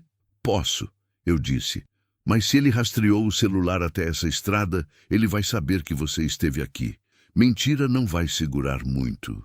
Então, o que você acha? Olhei para ela, para o bebê, para a porta. Eu acho, eu disse devagar, que você tem o direito de não falar com ele se não quiser. E que nessa propriedade eu digo quem entra e quem não entra. Pausa. Mas se você quiser conversar com ele, eu fico do lado. E se qualquer coisa sair do lugar, eu chamo a polícia e ele sai daqui numa viatura. Ela me olhou por um tempo. Você faria isso? Sem hesitar. Ela respirou fundo. Uma respiração longa e controlada que era claramente exercício. A respiração de alguém que aprendeu a usar o próprio ar como âncora quando o mundo ficava torto. Fala com ele, ela disse. Fala que ele pode subir até a varanda para conversar, mas que eu decido se saio ou não. Tudo bem. Fui até a porta da frente. Abri, desci os 2 degraus da varanda e fui andando até a entrada com o passo firme e sem pressa de quem está em casa. O capitão latiu mais uma vez quando me viu passar e depois calou, reconhecendo o dono. O homem me viu vindo e ficou quieto. De perto, ele era mais novo do que eu havia imaginado. Uns 28, no máximo 30 anos. O rosto tenso, os olhos escuros vasculhando atrás de mim, como se esperasse ver outra pessoa. Bom dia, eu disse. Bom dia, ele disse. A voz estava controlada, mas havia embaixo dela a mesma camada que eu havia aprendido a reconhecer em Simone. Uma emoção contida com esforço, diferente da dela, porém. A dela era medo transformado em força. A dele era raiva tentando se disfarçar de calma. Eu sou Antônio, eu disse, dono dessa fazenda. Eu sei quem você é, ele disse. Pausa. E a Simone está aqui? Está, eu disse, direto, sem hesitar. Ele processou isso. Os ombros relaxaram 1 milímetro. Não de alívio, mas do tipo de relaxamento de quem confirmou uma suspeita e agora vai agir sobre ela. Eu preciso falar com ela. Ela sabe que você está aqui, eu disse. E disse que você pode vir até a varanda conversar, mas que ela decide se sai ou não. Se você subir até lá e ela não sair, você vai embora sem discussão. Esse é o acordo. Ele me olhou. Um olhar que tentava ser imponente e que provavelmente funcionava com muita gente. Não funcionou comigo. Tenho 53 anos. Já segurei onça à distância de metragem com espingarda. Olhar de homem novo e bravo não me faz nada. Olhei de volta com a tranquilidade de quem está no próprio chão. E se eu não aceitar esse acordo? Ele disse. Aí você volta pelo mesmo caminho que veio, eu disse. E eu ligo para a Polícia Militar de Bom Jesus, que daqui a 40 minutos está aqui, porque conheço pessoalmente o Tenente Quirino, e ele atende minha ligação em qualquer hora. Silêncio. Ela me deve uma conversa, ele disse. A voz estava mudando. O controle estava ficando mais fino, mais difícil de manter. Ela não te deve nada, eu disse calmo, mas está disposta a ouvir o que você tem a dizer, do jeito que eu falei. Se quiser falar, vem. Se não quiser, volta. Ele ficou me olhando. Havia no rosto dele uma mistura de coisas que eu reconhecia, não porque fosse parecido comigo, mas porque era o tipo de homem que eu poderia ter me tornado se tivesse feito escolhas diferentes quando a dor era grande demais. O tipo de homem que confunde controle com amor, que confunde possessividade com cuidado, que aprendeu que a única forma de não perder uma coisa é apertar ela com força, sem entender que é exatamente isso que quebra. Tá bom, ele disse por fim. Viemos juntos até a varanda. Eu subi os degraus e fiquei parado perto da porta. Ele ficou no último degrau, de pé, as mãos nos bolsos. A porta se abriu. Simone estava lá, com o Miguel no colo, de pé, o rosto fechado, mas os olhos firmes. O tipo de firmeza que custou muito para ser construída e que ela não estava disposta a deixar desmoronar. O homem, cujo nome eu nunca perguntei, e que ela nunca me disse, como se nomear ele fosse dar a ele uma existência mais sólida do que ele merecia ter naquela situação, olhou para ela, depois para o bebê, depois para ela de novo. Simone, ele disse. A voz mudou completamente. Ficou mole, baixa, aquele tom que as pessoas usam quando estão tentando parecer o que não são. Eu vim te buscar. Você me assustou. Sumiu de madrugada sem falar nada. Eu fui embora, ela disse. Simples, sem explicação, sem desculpa. Com o meu filho, ela corrigiu, firme, e com os meus pertences, e fui embora porque quis. O rosto dele se fechou por uma fração de segundo. Depois abriu de novo, forçando a expressão de razoabilidade. A gente pode conversar em particular? Ele disse, olhando para mim. Não, disse Simone antes que eu abrisse a boca. O Antônio fica. Ele me olhou. Depois olhou para ela. Tentou mais uma vez. Você vai ficar aqui? Com um homem que você não conhece? Com o Miguel? Eu conheço o Antônio, ela disse. Melhor do que te conhecia quando fui morar com você. Silêncio pesado. Eu errei, ele disse. A voz voltou para o tom mole. Eu sei que errei. Mas você não pode simplesmente sair assim, sem conversar. A gente tem um filho. A gente tem, ela concordou. E por causa disso, eu fui embora. Para que ele não cresça vendo o que eu estava deixando ele ver. Ele ficou em silêncio. Eu preciso de tempo, ela disse. Você vai respeitar isso ou eu chamo o tenente Quirino agora? Outro silêncio, o mais longo de todos. Ele olhou para o bebê. Algo passou pelo rosto dele naquele momento, algo que não era raiva, que era mais velho e mais fundo que a raiva, que talvez fosse o início de alguma compreensão, ou talvez não. Talvez fosse apenas a derrota temporária de quem vai tentar de novo mais tarde. Não tinha como saber de fora. Tá bom, ele disse. Com uma voz que era três coisas ao mesmo tempo. Rendição, ameaça e tristeza misturadas de um jeito que não era possível separar. Desceu os degraus. Voltou para o carro. Entrou. O motor pegou. E o Corolla preto saiu pela estrada de terra, levantando uma nuvem de poeira vermelha que o vento do cerrado foi desfazendo devagar até sumir. Ficamos em silêncio na varanda. O Miguel fez o barulhinho de processamento de mundo. Depois, Simone sentou no degrau da varanda. Apenas sentou de uma vez, como se as pernas não conseguissem mais sustentar o peso de tudo que havia acontecido. E ficou olhando para a estrada vazia com os olhos que não choravam, mas que queriam. Sentei ao lado dela. Não disse nada. O capitão veio de trás da casa e se deitou aos pés dela com aquela elegante falta de cerimônia que os cachorros têm. Sem pedir licença, sem explicar, simplesmente decidindo que ali era um bom lugar para estar. Ela colocou a mão na cabeça dele e ficamos os quatro assim. Ela, eu, o Miguel e o capitão, olhando para o cerrado que o sol da manhã iluminava com aquela luz dourada de setembro que não tem igual em nenhum outro lugar do mundo, até o vento passar e levar os últimos resquícios de poeira vermelha que o carro havia levantado, até a estrada estar completamente vazia e limpa de novo. E mesmo assim, ficamos um pouco mais. Capítulo 5. Recomeço. Tem uma coisa que o Cerrado faz em outubro que eu nunca vi em nenhum outro lugar. Chove.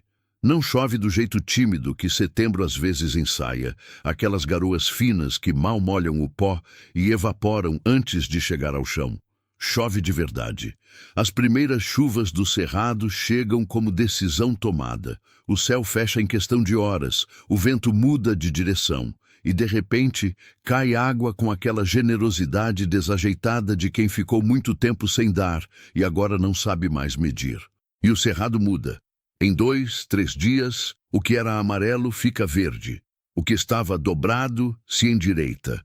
O que parecia morto mostra que estava apenas esperando, que a vida estava lá o tempo todo, guardada dentro da casca seca, pronta para sair assim que a condição certa aparecesse. Eu sempre soube disso sobre o cerrado. Demorei mais para entender que as pessoas funcionam igual. Simone ficou na fazenda por 19 dias. Não foi planejado. Nas primeiras horas depois que o carro preto foi embora pela estrada de terra, a gente não falou sobre prazo, sobre plano, sobre o que viria a seguir. Tomamos café.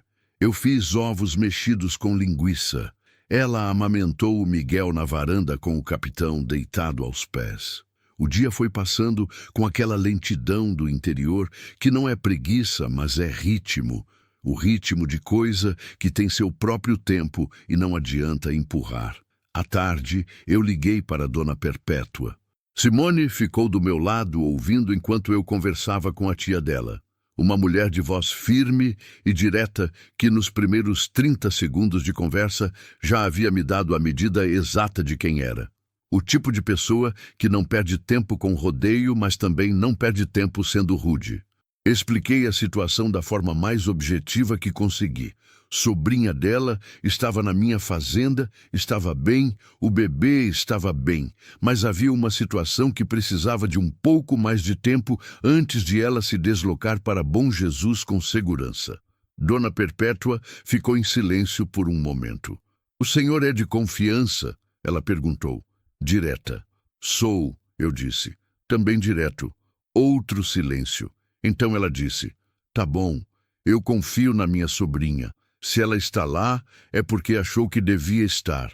Passei o telefone para Simone. As duas conversaram por 40 minutos. Eu fui para o quintal fingindo ter coisas para fazer, mas o que eu estava fazendo de verdade era dar espaço para aquela conversa acontecer sem testemunha. Quando Simone me devolveu o celular, os olhos estavam marejados, mas o corpo estava mais solto do que eu havia visto até então. O tipo de alívio que só vem quando você fala com alguém que te conhece antes de toda a dor. "Ela disse que eu fico o tempo que precisar", Simone disse, "e que você parece homem honesto pelo jeito que falou."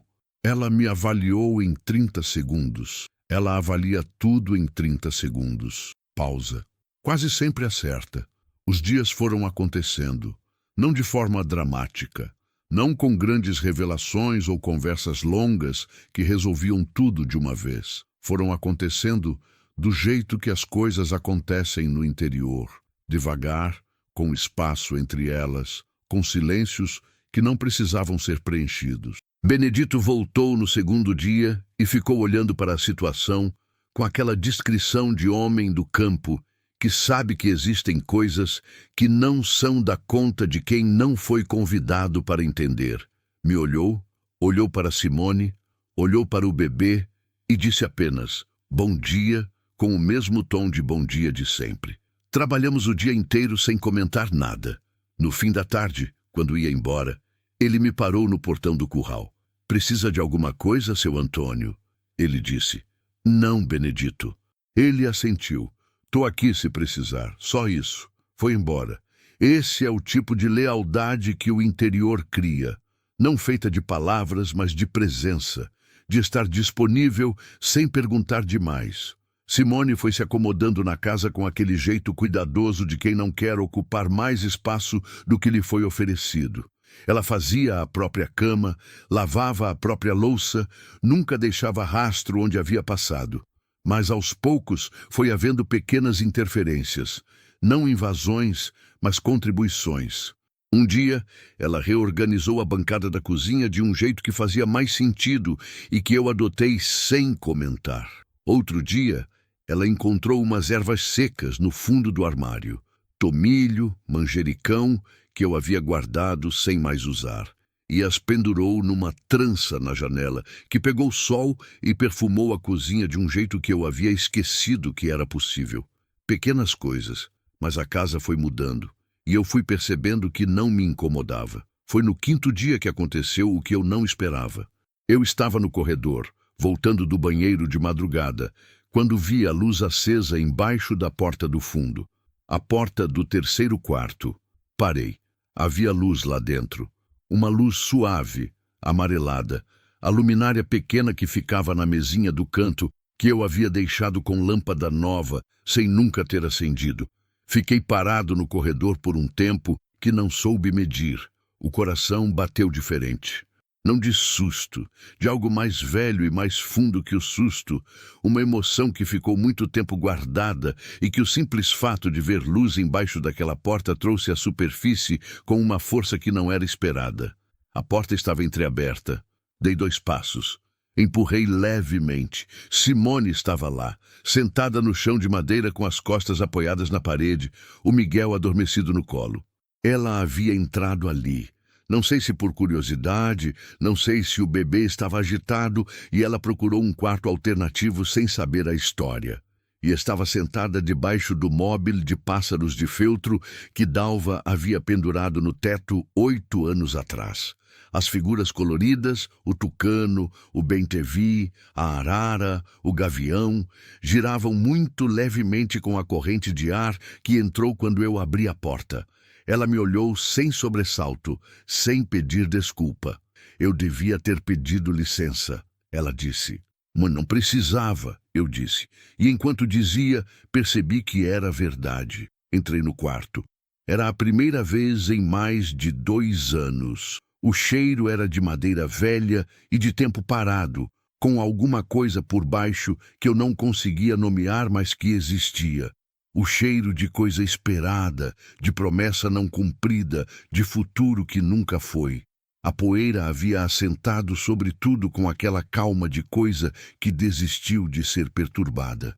O berço estava no canto. A madeira ainda boa, o verniz ainda firme. Eu tinha feito aquilo com tanto cuidado que havia durado mais do que a razão de existir. A fralda dobrada em cima do colchão, o cobertorzinho cor de salmão, a cortina de bordado inglês na janela que a luz da madrugada atravessava, deixando um padrão de sombras no chão. Simone olhou para o berço, olhou para mim. Sua filha, ela disse. Não pergunta. Compreensão. Não chegou a nascer, eu disse. Junto com a mãe. Silêncio. Desculpa eu ter entrado, ela disse. O Miguel estava agitado e eu entrei sem pensar. Aí fiquei. Não precisa pedir desculpa, eu disse de novo. Fui até a janela, abri um pouco. A madeira resistiu, emperrada de anos fechada, mas cedeu.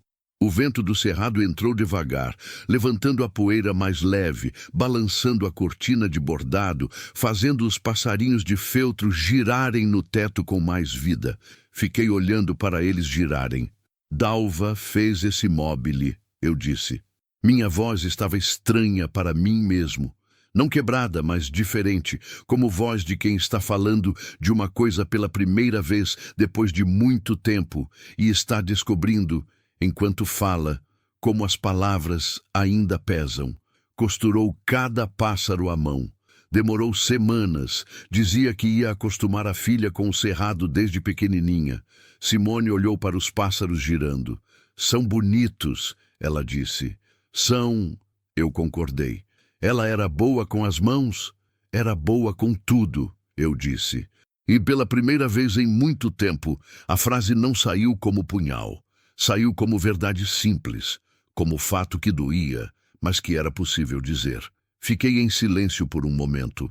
Eu acho, eu disse devagar, que eu deixei esse quarto fechado porque abrir parecia desistir. Pausa. Como se manter fechado fosse guardar alguma coisa. Como se abrir fosse admitir que havia acabado. E não acabou? Ela perguntou, com cuidado, sem julgamento. Olhei para o berço, para o cobertorzinho cor de salmão, para a cortina de bordado que o vento movia. Essa parte acabou, eu disse. A Dalva acabou. A filha que não teve nome acabou. Pausa. Mas eu não acabei. Demorei 8 anos para entender isso direito, mas eu não acabei. O Miguel fez um barulhinho no colo de Simone. Ela ajustou ele com aquele gesto automático de mãe. Os pássaros de feltro continuaram girando. Você devia abrir essa janela de vez em quando, ela disse. Vou abrir, eu disse. E soou como promessa. Não para ela, para mim. Nos dias seguintes aconteceu uma coisa que eu não soube nomear enquanto acontecia e que só entendi depois, olhando para trás. A fazenda voltou a ter rotina com mais de uma pessoa dentro. Não voltou a ser o que era antes. Não era isso. Não havia como ser. Era outra coisa. Uma rotina nova que eu não havia vivido antes, que não era a rotina de casal e não era a rotina de sozinho, mas uma terceira coisa para a qual eu não tinha nome guardado. De manhã eu levantava, acendia o fogão, fazia o café. Simone aparecia logo depois com o Miguel, que havia começado a reconhecer o ambiente e ficava de olho aberto, observando tudo com aquela seriedade pensativa que bebês de 4 meses têm quando estão mapeando o mundo. Eu fazia os ovos, ela cortava o pão. Benedito chegava, tomava um café rápido na porta da cozinha, ia trabalhar. O dia se abria. Ela havia ligado para um advogado, uma mulher que Dona Perpétua conhecia em Bom Jesus, especializada em direito de família, e estava conduzindo as coisas com aquela determinação tranquila que eu havia aprendido a reconhecer como o estado natural dela quando estava em terreno seguro. Não era raiva, não era amargura, era clareza. A clareza de quem sabe o que quer e está indo atrás, sem fazer barulho desnecessário. Ele havia mandado mensagem no celular dela. Ela havia ligado o aparelho brevemente para isso, com cautela. Uma mensagem longa, que ela leu em silêncio e depois me mostrou sem eu pedir. Li.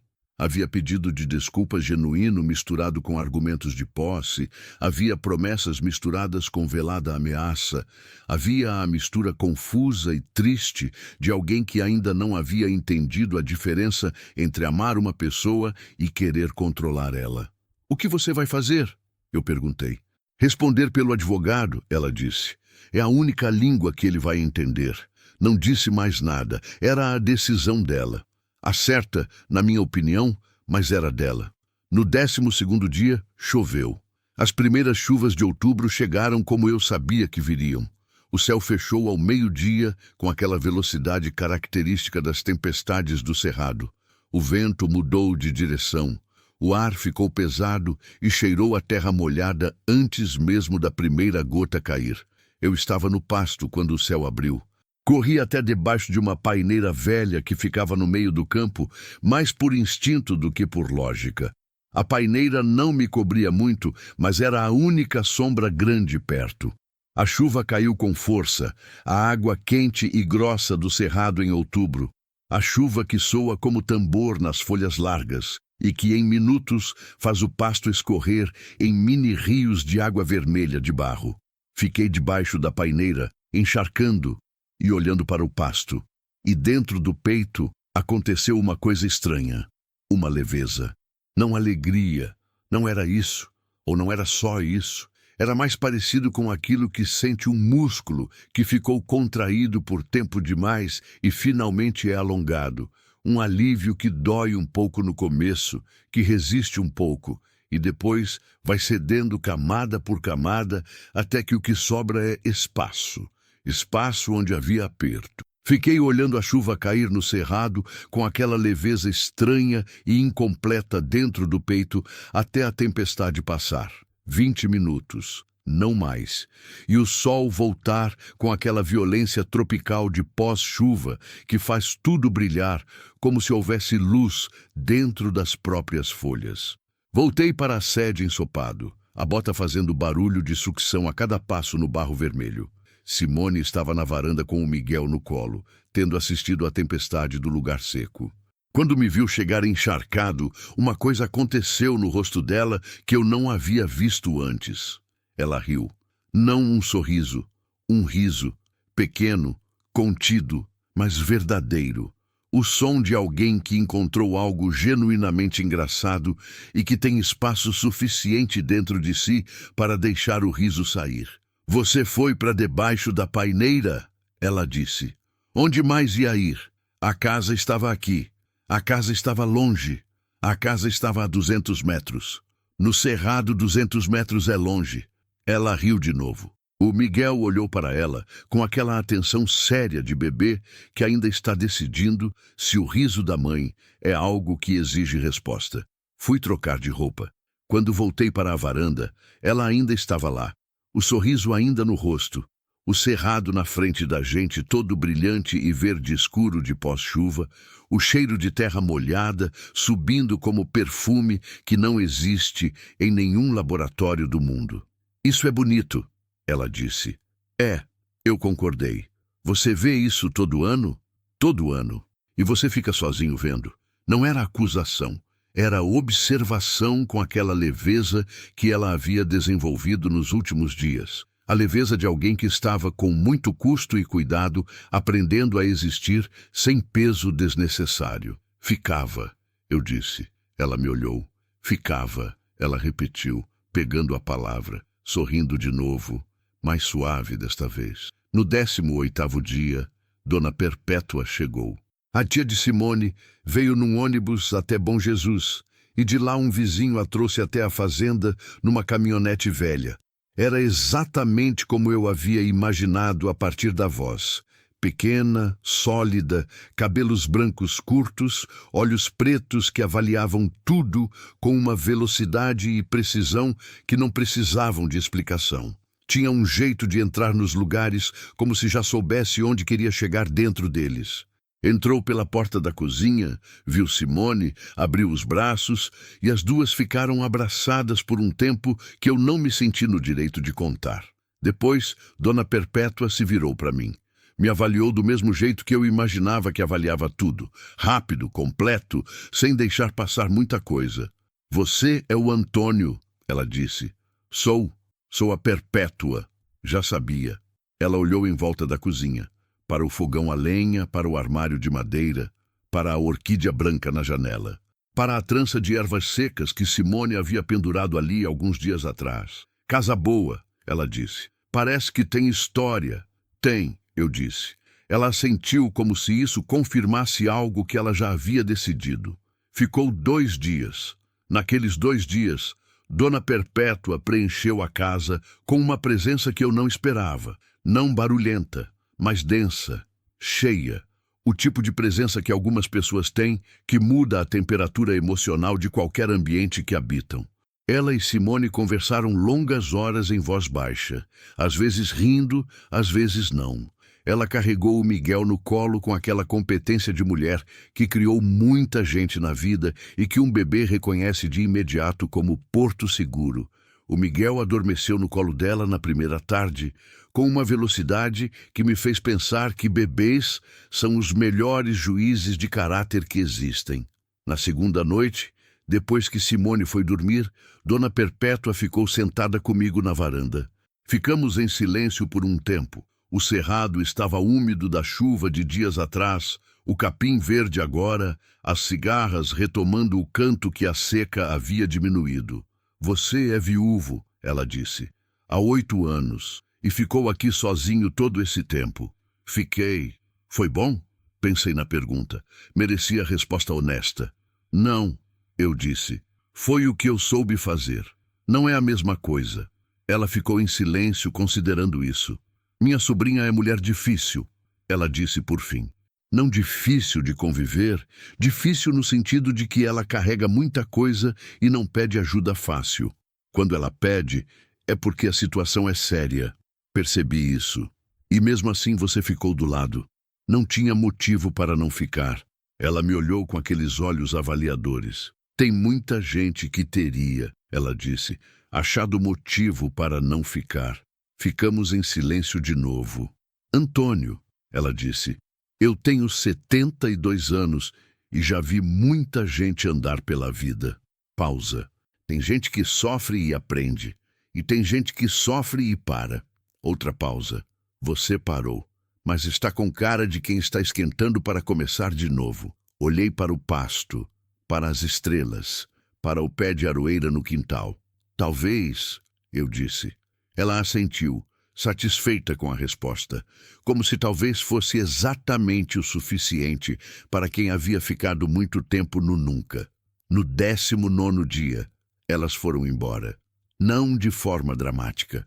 A caminhonete do vizinho de Dona Perpétua veio de manhã cedo, quando o sol ainda estava rasteiro e o ar tinha aquela friagem boa das manhãs pós-chuva. Carregaram as coisas de Simone, A mochila, a sacola, o carrinho do bebê desmontado que havia ficado no quarto de hóspedes encostado na parede. O Miguel estava acordado e disposto, chutando as perninhas no carrinho, processando o mundo com aquela seriedade maravilhada de sempre. Na porta, antes de sair, Simone parou. Ficou me olhando por um momento. Havia no rosto dela aquela mistura que eu havia aprendido a ler nesses 19 dias. A parte forte e a parte suave. O que ela protegia e o que ela tinha aprendido, aos poucos e com muito custo, a deixar aparecer. Antônio, ela disse. Simone, obrigada. Pausa. Agora pode ser obrigada de verdade. Você fez algo extraordinário. Eu havia dito a ela que só precisava agradecer quando eu fizesse algo extraordinário. Ela havia guardado. Não soube o que responder, então não respondi nada. E acho que estava certo. Havia coisas que não precisavam de resposta, que eram melhores deixadas no ar entre duas pessoas que haviam entendido algo juntas. Ela foi até o carrinho, pegou o Miguel e antes de sair me passou ele. Fiquei parado. Ela pôs o bebê nos meus braços com aquela naturalidade de quem entrega uma coisa preciosa para alguém em quem confia.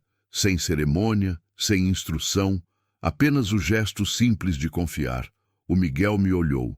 Aqueles olhos pretos e brilhantes de 4 meses, agora quase 5, que haviam olhado para mim pela primeira vez naquela manhã de Estrada Vermelha, que haviam me observado pela cozinha, pela varanda, pelo quarto iluminado de madrugada com os pássaros de feltro girando no teto. Me olhou com aquela seriedade completa de bebê que está avaliando você sem ainda ter aprendido a disfarçar a avaliação. E então, por nenhuma razão que eu soubesse nomear, sorriu. Não era sorriso reflexo, não era gás, era sorriso de verdade. O tipo que os bebês começam a dar entre o 3º e o 5º mês. O primeiro sorriso social, o sorriso de reconhecimento, o sorriso de alguém que te viu, te avaliou e decidiu que você era uma coisa boa. Senti alguma coisa se mover dentro do peito. Aquela dor velha que eu conhecia tão bem passou por mim. Não desapareceu. Não era isso. Não era magia. Não era milagre. Passou por mim como o vento passa pelo cerrado. Tocou tudo, moveu alguma coisa e foi embora deixando o ar um pouco diferente do que estava antes. Passei o Miguel de volta para Simone. Vai dar tudo certo, eu disse. Eu sei, ela disse. E havia na voz dela uma certeza que não era arrogância nem ilusão. Era a certeza de quem já passou pelo mais difícil e descobriu que estava de pé do outro lado, que é o único tipo de certeza que vale alguma coisa de fato. Elas foram. Fiquei parado na entrada da fazenda, vendo a caminhonete sumir pela estrada de terra vermelha, levantando aquela nuvem de poeira que o vento foi desfazendo devagar, até o cerrado engolir o barulho do motor e a estrada ficar vazia de novo. O capitão ficou do meu lado, sentado, o pelo amarelo iluminado pelo sol da manhã, os olhos acompanhando a estrada com aquela paciência de cão que não entende distância, mas entende partida. Fiquei parado por um tempo que não soube medir. Depois entrei em casa. Fui até o corredor. Parei na frente da porta do fundo. A porta do 3º quarto estava entreaberta. Simone havia saído por ali de madrugada, na última semana, e não havia fechado de vez, e eu não havia fechado também. Uma fresta de luz do sol entrava por dentro, a cortina de bordado inglês se movendo com o vento da janela que eu havia aberto naquela noite. Empurrei a porta. Entrei. A luz da manhã de outubro entrava pela janela aberta com aquela qualidade específica do pós-chuva, mais limpa, mais clara, como se a chuva lavasse também a luz antes de deixá-la entrar.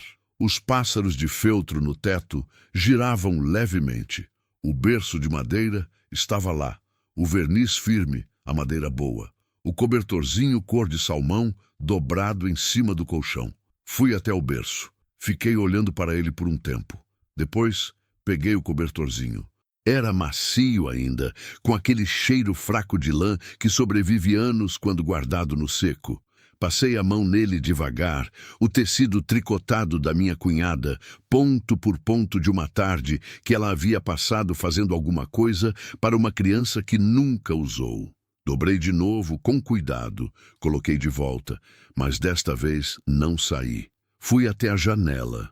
Olhei para o cerrado lá fora, o pasto verde da chuva de dias atrás, o céu azul fundo de outubro, as andorinhas que já tinham voltado fazendo círculos altos no céu quente.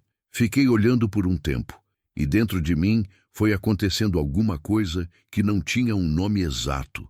Não era alegria, não era tristeza, não era paz, não era nenhuma coisa só.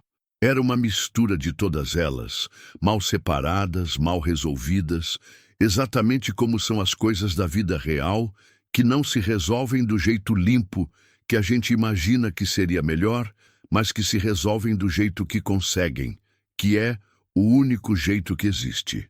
Pensei em Dalva, não com a dor aguda de antes, com aquela outra dor, mais suave, que é a dor de quem amou de verdade e perdeu de verdade e aprendeu a carregar o peso disso sem deixar que o peso seja tudo que existe dentro de você. Ela havia dito, uma vez, que o cerrado parecia bravo por fora, mas era delicado por dentro, que você precisava ter paciência para conhecer a beleza que ficava embaixo da casca áspera.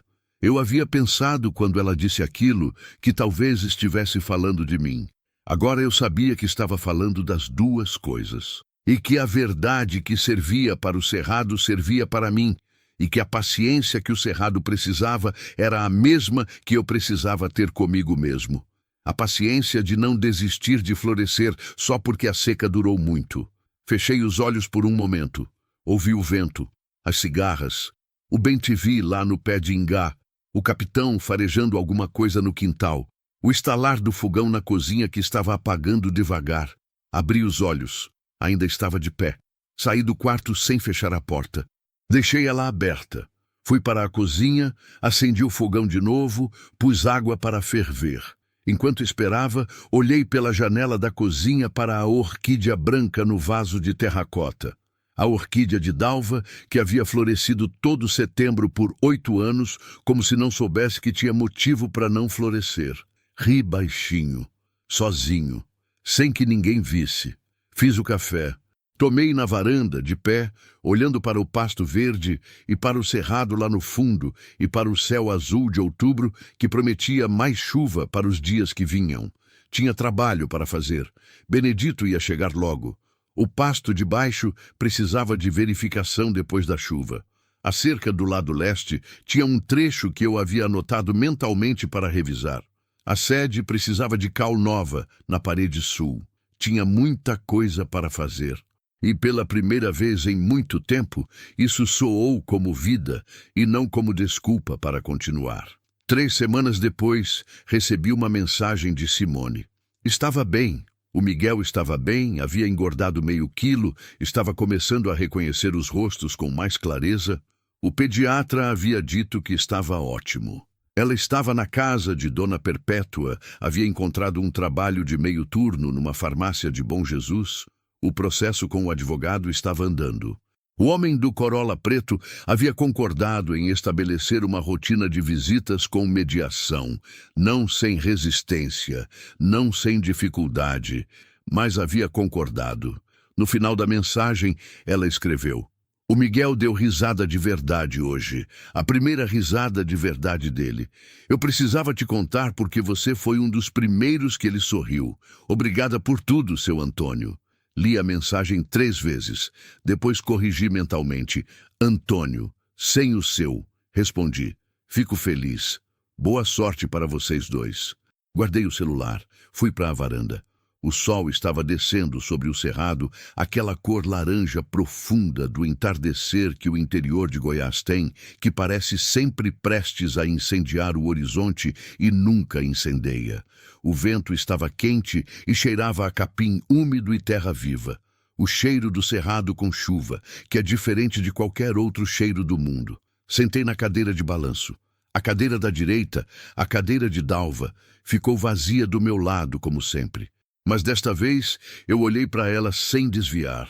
Fiquei olhando por um tempo, para a madeira gasta dos braços, para o assento que havia desbotado com o sol de anos, para o ângulo dela que era diferente do da minha, que era o ângulo de uma pessoa diferente de mim, em tamanho e em jeito. Tinha sido dela, era a cadeira dela. E eu havia passado 8 anos tratando ela como santuário intocável, quando na verdade era só uma cadeira. Uma cadeira que ela havia amado, que havia ficado ali esperando, que continuava sendo boa madeira e boa memória e que não precisava de nenhuma das duas coisas para continuar existindo. Não sentei nela.